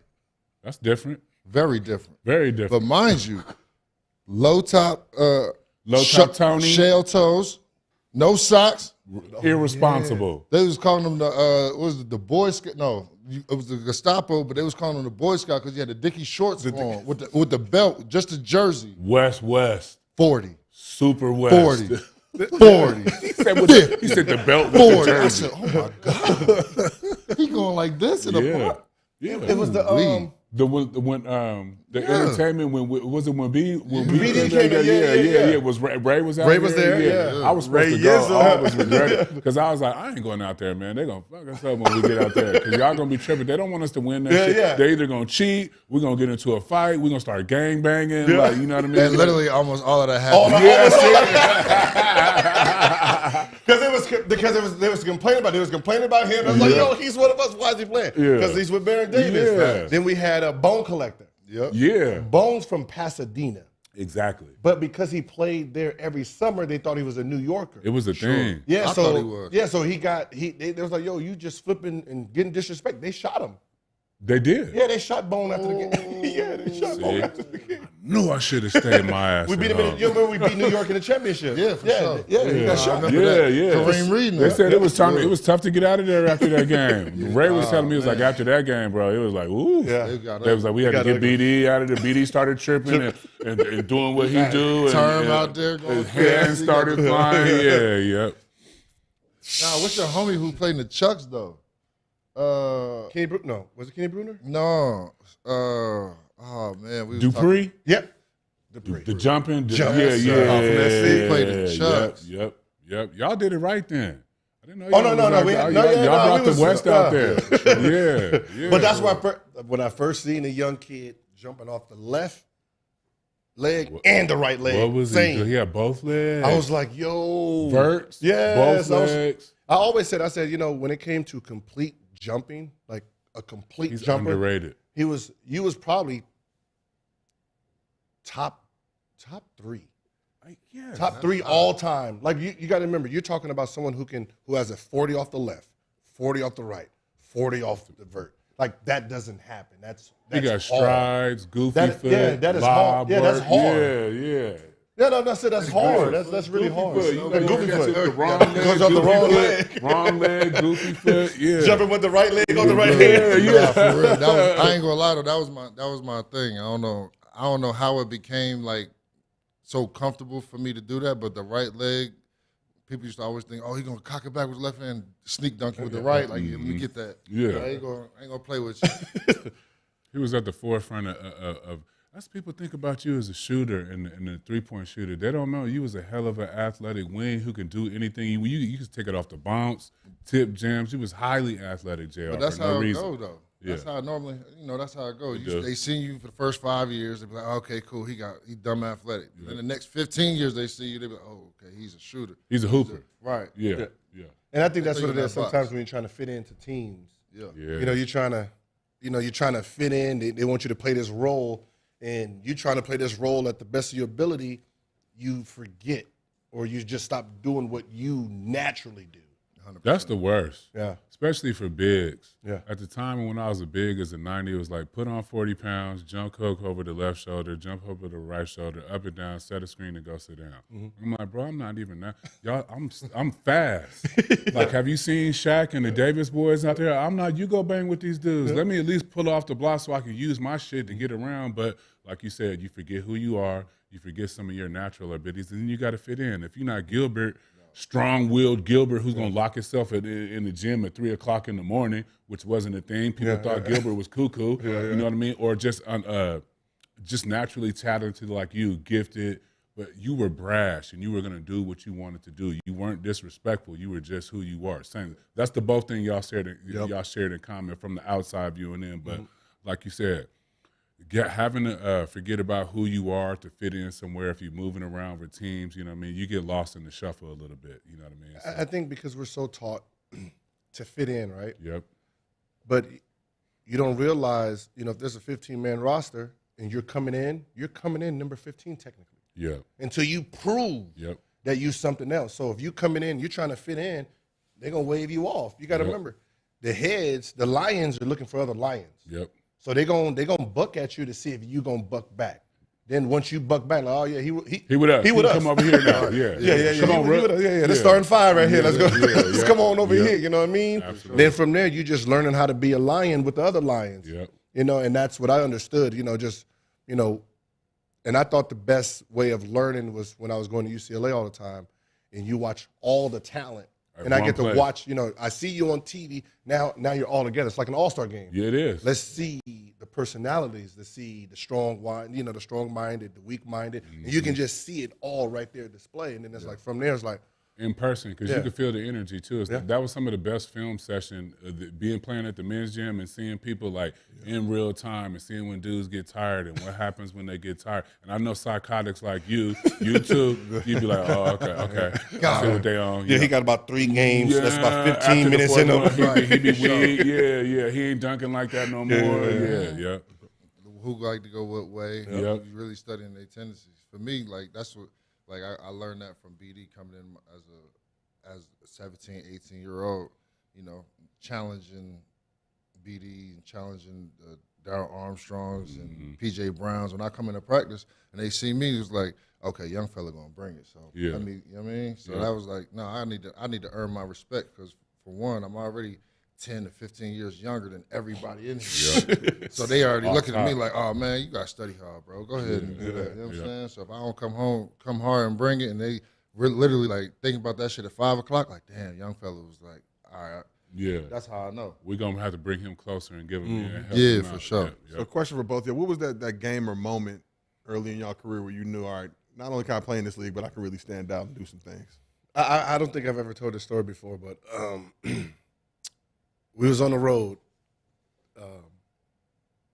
and I just, they had back then, I don't know if they had it when you came in, but they had like the team psychologists, right? So, they trying to, fuck with your brain a little bit, see what's under So I used to just say anything, right? I used to just say anything. I don't know what he does. Yeah. He was like, the way you think, if you just went into everything serious, right, it can probably turn around for you.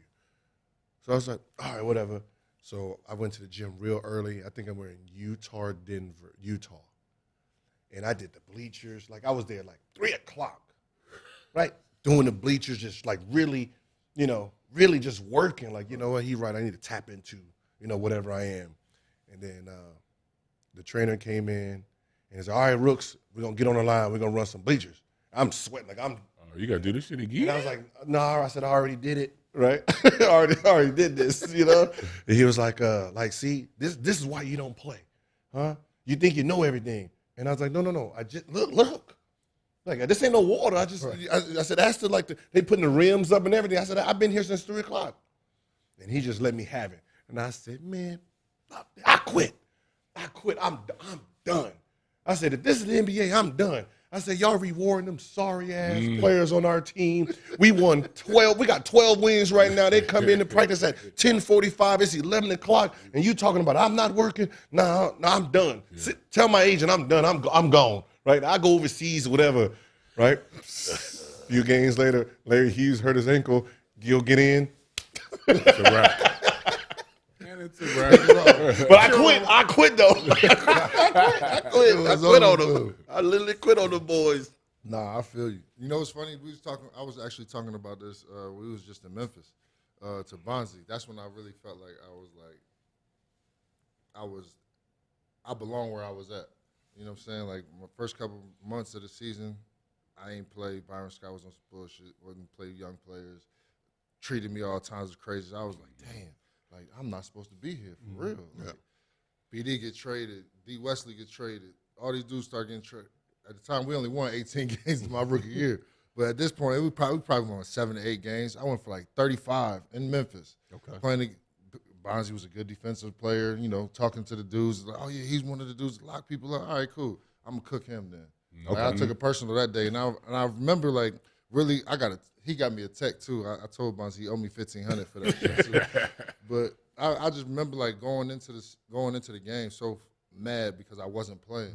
So, like, literally angry. I was like, damn, I should have went to school. I should have went to college. For, like, the good 2.5 months, I should have went to college. And then after that, and Reggie tore my ass up the next night, But after that, it was over. It was like, no, this is where I'm at. This is where I'm supposed to be. So we got a lot of off-season moves going on in the NBA. Got to hit you guys here since I got y'all. Let's talk about Kyrie first. You had the pleasure of playing with him. Yeah. Gil, you did not, but nonetheless. We heard the rumors. Obviously, Kyrie was going to go to the Lakers, and he opted in. Then he was going to go to the Lakers again. We're talking those trade rumors, and the New York Post just dropped something yesterday. Look at Phil. With the Debo shirt on. With the Debo shirt. Little homie. Lakers assistant coach Phil Heavy out there showing us some love. Lakewood. You guys know. She from around the way. And we're talking about those Lakers, too. So if the Kyrie deal does end up happening, how good does that make this Lakers squad? It all depends on who's on the team after the trade happens. Okay. All right. Yeah. If it's Kyrie, LeBron, AD, listen. They're going to have to figure it out after that. You know what? I think because LeBron and AD have their shit figured out, LeBron and Kyrie have their shit figured out. Yeah. That's good enough. I agree. I think the problem this year was Russ and LeBron didn't know how to play with each other. Unfortunately. It was just one of them things that I don't think, I don't know what training camp was like. I don't know what plays, but it looked like the plays wasn't designed yet for Russell to do what Russell did. Right. And I think that was a problem. Right. And that's why I always said, Vogel, you just didn't do this right. Like, you're not a bad coach, you're not a good coach. Yeah. Right. But you got to remember, you had to add plays in for this talent. For sure. You got to remember, he's not Kuzma. Yeah. He's not KCP. He's not Avon Bradley. You know what I mean? So you got to add an offense that makes him feel a part of it, because if he doesn't feel a part of it, he's going to just go off of his natural ability, and that's going to clash. I've always thought like he needed a quarter, like an offense, and like, okay, quarter one, we doing the rush shit, do the rush thing up and down, you know what I mean? No real sets, be an animal, and then LeBron come in, do the LeBron thing, and then maybe AD takes a quarter, but it's like you said, he either needs a set or a set time where he could just be himself. So if you're not going to create a specific offense for Russ, which that team needs because they were lacking shooting, I feel like they needed to spend some time with him, just letting him rest. You know what I mean? Letting him pass, getting a whole bunch of rebounds, getting everybody else going, get the crowd going. Then LeBron come in and playmate, work with AD in the pick and roll and all that shit. So I always thought they didn't. You hit it on the head. He just did for this particular time, Coach Vogel. You didn't put that man in the right position to be successful. That's my humble opinion. To me, I didn't see it working from the beginning, just because of the type. You got one big guy and one little guy, pretty much the same type of players. So it's like, granted, obviously Bron's shot has gotten a lot better, and Russ is still struggling with his shot a little bit. So it's that, when you got those two on the court together and they both demand the ball, they're both ball dominant players who either going to get the rebound, get the steal, get the assist, get the bucket, something. One of them two are going to do it. But when they're both on the court at the same time, it just doesn't – it's not cohesive. Like when we played in Cleveland, we knew the whole first quarter, Bron, maybe 6-minute mark, all right, Bron, you got it. But from 6 here to 6 here is by Reed. Yeah. Byrie gonna be Byrie. The Byrie been sticking. Yeah. Oh, what? Yeah. That's how we the talking young about. guy. Yeah, for sure. Yeah. He to me. I don't throw it around often, but Gil was one of them. For sure. KD and Kai, when he comes to just scoring the basketball, I don't care what you say. Get me a bucket. Arguably the greatest we've ever seen. Just get me a bucket. I don't care how you get it, how it happens, get an efficient bucket too. And I think that's what people forget about Kyrie. Got to remember, when LeBron wasn't there, Kyrie was considered an empty bucket scorer. Like he was just empty stat scorer. Yeah. Meaning he's carrying the load of just, I don't know about winning right now. It's not like the AI mindset where AI, you give him a bunch of garbage, he's going to turn it into something. Oh, for sure. Kyrie was perfecting his kill. Ooh. He was perfecting how to kill. Coming from a certified assassin. So when I'm looking at him, like, oh, this man is on kill mode. He don't care about the score. He ain't care. Yeah. He's on kill mode. He got purpose when Bron came. Facts. And Bron said, you know what? I know how to use this. 6 minutes to 6 minutes. Do you? Sure. Do you? Kill. Cut them all up. Cut them all up. I'll come in and we'll do the team thing. We need some more. Come on and finish them all. And that's how they played. That didn't happen with Russ. It didn't. It didn't. But it's hard to do that with Russ too, because again, he's not a deep ball threat. He's not going to demand the respect of creating his own shot. Like, okay, you gonna shoot a step back jumper? Shoot that shit. Kai, no. I don't want you to shoot that. I don't want you to shoot that. I want you to get here, shoot this. I don't want you to do that. Matter of fact, triple team him. Yep. Yeah. Don't worry about it. We're gonna take you right out the game. Don't worry about it. Somebody else beat us. You know what? Go ahead. We gonna if he get 40, 15, and 9, we can still win that game. But if he get 40, we losing for sure. So we got a fan question for you. Question for Swish. What's your favorite moment with Kyrie besides winning the NBA Finals? Besides winning, which is damn. If I'm gonna ask a fan crowd, I'm gonna say just favorite. I want to hear it all, but it's coming from the fans. To me, the way Kai would practice and work out, like it was different. Like I've never seen somebody sit here and have a full conversation with you just underneath the basket, like not standing still. The ball is literally spinning off this way, spinning that way, coming this way, and the ball will come right through the net. He just literally catch it, go back and forth. It's like stuff like that. I was just like, that's different. Yeah. Like I seen big men doing the miking and all of that. Yeah, all right, that's cool, that's pretty, that's nice. But you see somebody standing underneath the basket and literally just, and then when he get in the game, it's easy. It's just Same thing. Excuse me, let me get to this side and then do this. That's how cold was. So cold. That's how cold was watching him when I played with the Lakers, because I did a lot of fucking watching that year. He would spend time after the game, and I would see him do shots like before we went to Texas. Like he would come up like on road trips. He would come up with a specific package based on the road trip. So the way Texas and the little Texas triangle went, he knew how those teams were playing them. So he would stay after practice, and he was working on this one like specifically a left hand floater. Over and over. He was doing different versions of it, right? Everybody else leaving, I'm leaving. Shaq got on the house shoes, peeling out, everybody peeling. And you just looking at him, you like, kind of like, you looking at him like, what? That shit ain't. Why? Nah, he just putting on.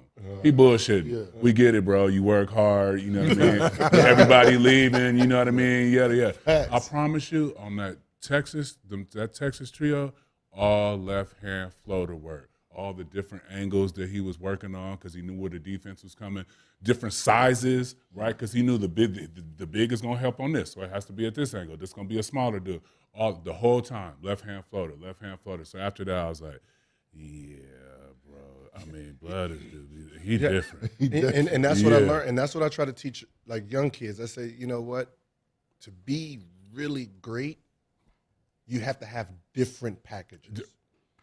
I need to have a different package for different groups of players, defenders, teams, coaches. I just can't use my one package against everybody. Right. That's not how it works. Right. If I got a guy who's 6'6" that can jump, I got to have a package for this. Yep. I got to try to bait him to use his athleticism to help me out. If I got a smaller guy, I got to have a package for somebody who's trying to run up under me, right? I got maybe the 1-2 got to hold it to got to hold it to the side, shoot like that. So when you say that, that makes sense. Yeah. That he has I'm playing these 3 teams. I have a package for these 3 teams. I think he had a package when his body was feeling a certain way. Yeah. You probably went through the same. Y'all played a lot of minutes, so you knew in the warm-up you was like, the calf. Yeah. Okay, we definitely not. Okay, we're going to stay away from that. Yeah, we're going to stay away from that one.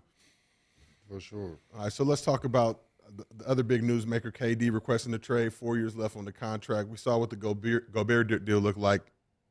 Are the Nets going to be able to move KD, or what's the situation looking like there? I mean, what's it going to take to get KD on another squad? We heard the Suns might have been on the move. Now it sounds like Aiden's going to be with the Pacers. Like, what's going down? Listen, I don't want to mess nobody trades up, but listen, I don't give a fuck. I do not care what you request. All right?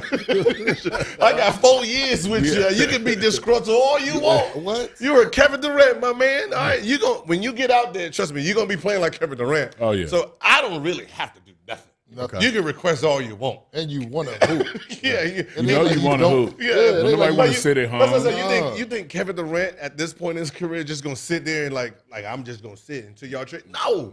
Kevin Durant's going to go out there and be Kevin Durant. So I ain't got to do nothing. You can request all you want. You request all you want. Click. I ain't going to lie. Straight to voicemail. I'm not going to lie. If I was Brooklyn, I'd do the same thing with Kyrie. I ain't got to listen to y'all. Just because you asked for it does not mean I have to give it to you. They should have told you that when you was young. Nah, for sure. You asked for $150 million. They gave you that, though. Yeah, for sure. He opted in, right? Right. You opted in for a reason. You must want to play him. Oh, you want to stay. You want to stay. You want to be close to home. So do you see a world if the Nets don't get rid of, aren't able to move KD where he doesn't play games, or you think he's going to show up and be KD? Listen, they're going to play. They're going to be who they are. You got Ben Simmons there. He's going to be healthy. So sitting back, it's not like they're going to be sitting back with a horrible team. They're going to be one of the top favorites. Yeah. You know, with them coming back, being healthy. If there's no rule this year of some COVID that they can't play at home games, you know, now you get to really see. I think they really messed up by not letting them play road games. Okay. I think it just kind of messed it all up. Like, you know, That's you know where you you couldn't play bond. home. Yeah, it's like let them play. When you took them both away trying to pull that card, that messed the rest of the season up. Yeah. You know what I mean? Like you let him play the road games. You know, let him get his feel in, and then hopefully something changes where he can play home. The crazy part about it, he wasn't playing at all and come right back to 35, 40, 35, 37. Cooking. Like, easy. KD too. Easy. KD Wasn't like he came back off of that injury like 35, 40, 43. Let me get my feet 47. wet. No. Let me get that. Yeah. Let me get that. Yeah. So hypothetically, if trades were to happen for both of them, where would you like to see KD and Kyrie go? Bro, you already know where I stand. But you want the double. No. I'm saying, like, when people say that's not a fair trade, no, that's the only trade that makes sense for both teams. Okay. You know, if you're Brooklyn, it's not like who's better between Russell and Kyrie. That's not what this is. Like, these are two stars. If I'm going to lose a star, I want a star back.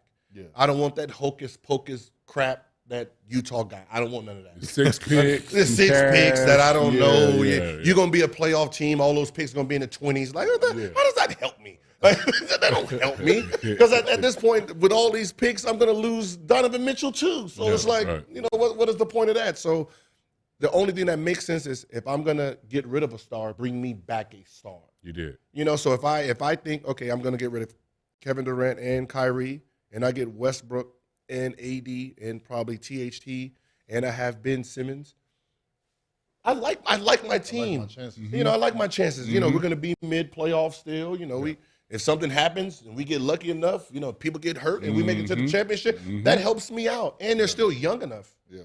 You know, that's why I said Lakers is the only ones that can make that deal star for star.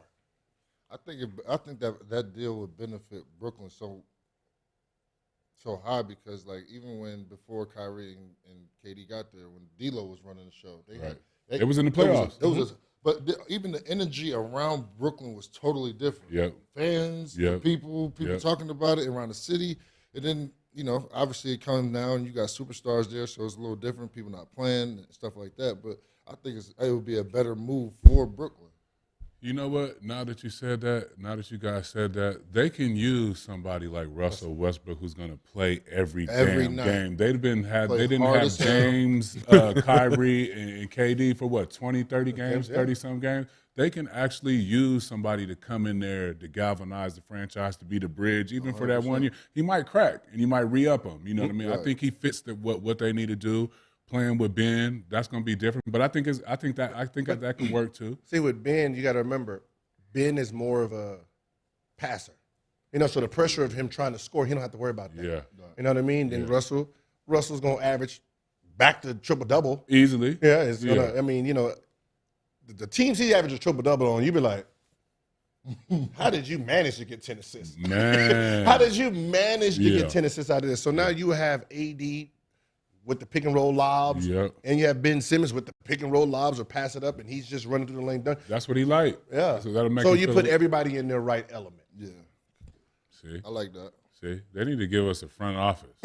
Man, give us the Vegas team. Give us the Vegas team with the Sonics when they come out Bron. here. We got this for you. Right. I'm trying to tell you. We got this, Bron. We got this for you. They owe us a team anyway. Yeah. You know what's funny? I think when it comes to common sense, it seems like the smarter you are, the less common sense you have. It's like you just don't look at just simple stuff anymore. Right. And it's like I can look at that and say, that's not going to work. People get mad when you respond that fast and be like, that ain't that it. ain't gonna work. That ain't it. Yeah. And then it happens and they be all like, what did you see?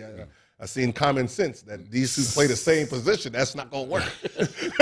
I've been playing basketball for a long time. That ain't gonna work. But you said it. You've been playing for a long time. We just started getting into that culture of hiring players again. Like we literally just getting back to that. For a long time, the ball boy from Michigan State was the head coach of whatever else, or the dude from bro. I'm sorry, no disrespect. I'm not saying you don't know the game, but you can't relate to the game the way we can.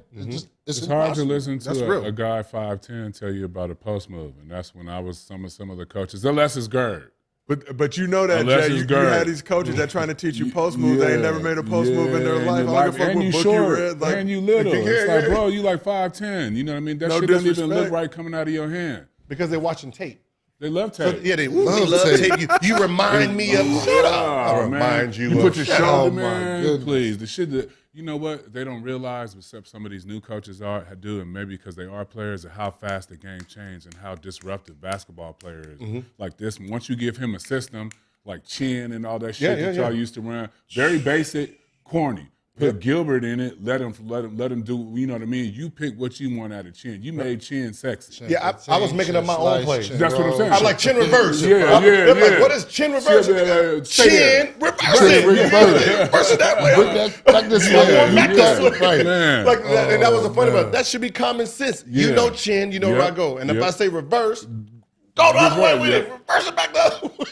And then from there, everyone started to realize, this man just makes up. Like I was like Willie Beeman. Yeah. I was just making up plays as we go. And that shit was working Willie Beeman too. Eddie Jordan be like, let me go ahead and add that to the list. We're gonna have to work. But that's what a good coach does. Yeah. Okay. Chin reverse. Okay. Reverse. We got jot that down. You're right. That's what a good coach does. A lot of coaches don't like the different. Like when I played in Denver, I ain't gonna say his name because I still don't like this motherfucker. But we used to run the offense that he quote unquote had, and we used to change different wrinkles off of it. It's like, no, run it the way it's designed. If we ran it the way it was designed, we wouldn't have scored. Right. We scored. Add this, then we can go on to the next play. And okay, bet this work, this don't work. All right, cool. Why am I doing your job? I'm not a coach. I'm supposed to be just playing. Like. You stressing me out. I'm supposed to be hooping. Like, it was so funny is I'll be playing defense and a player call, and I'm like, damn, bro, if you'd have went back door, you had me. You had me, bro. You had me right here. I don't know why they need to put that in. Sure, matter of fact, I can tell my coach. Listen, I used to tell, we were playing the Knicks. He was playing you guys and Nate Robinson, right? And then Nate Robinson had wide open shot, and he won't take it and pass it. And I didn't say nothing to him. After the game, I said, whoo, bro, I'm telling you, bro, you would have had 30 against me, bro. I could not do nothing with you, bro. I know you ain't gonna lie, but listen, you a lion, bro. Be a lion, just not against me, all right? Hey, listen, I don't care what that coach called. You had all the open shots in the world because I was playing too much help defense. Shoot them shits next time. For sure. Because you had 30 tonight. It says 6. You had 30. You had 30. All the shots you was like you wide open. You didn't take them. I'm like, thank you, Lord. Well, look, fellas, we could do this all day, but we got to wrap because they booting us out of the studio. But we appreciate y'all. This has been day one of Showtime Basketball, live from NBA Summer League. We're at the Blue Wire Studios at the Wynn. Appreciate you all our guests today. We have Paul Pierce, Vernon Maxwell, Marquise Watts, Gilbert Arenas, J.R. Smith. I'm Josiah Johnson. That's Jelani McCoy. We're going to leave y'all with a promo from Showtime's new documentary from KD and Rich Kleiman, NYC Point Guards, dropping July 29th. We appreciate y'all. We'll see y'all tomorrow here, 11 a.m. Pacific to 1. We got another legendary crew of guests coming through. Don't meet us there, beat us there, and we out. You did. A New York City point guard will give up his girl and his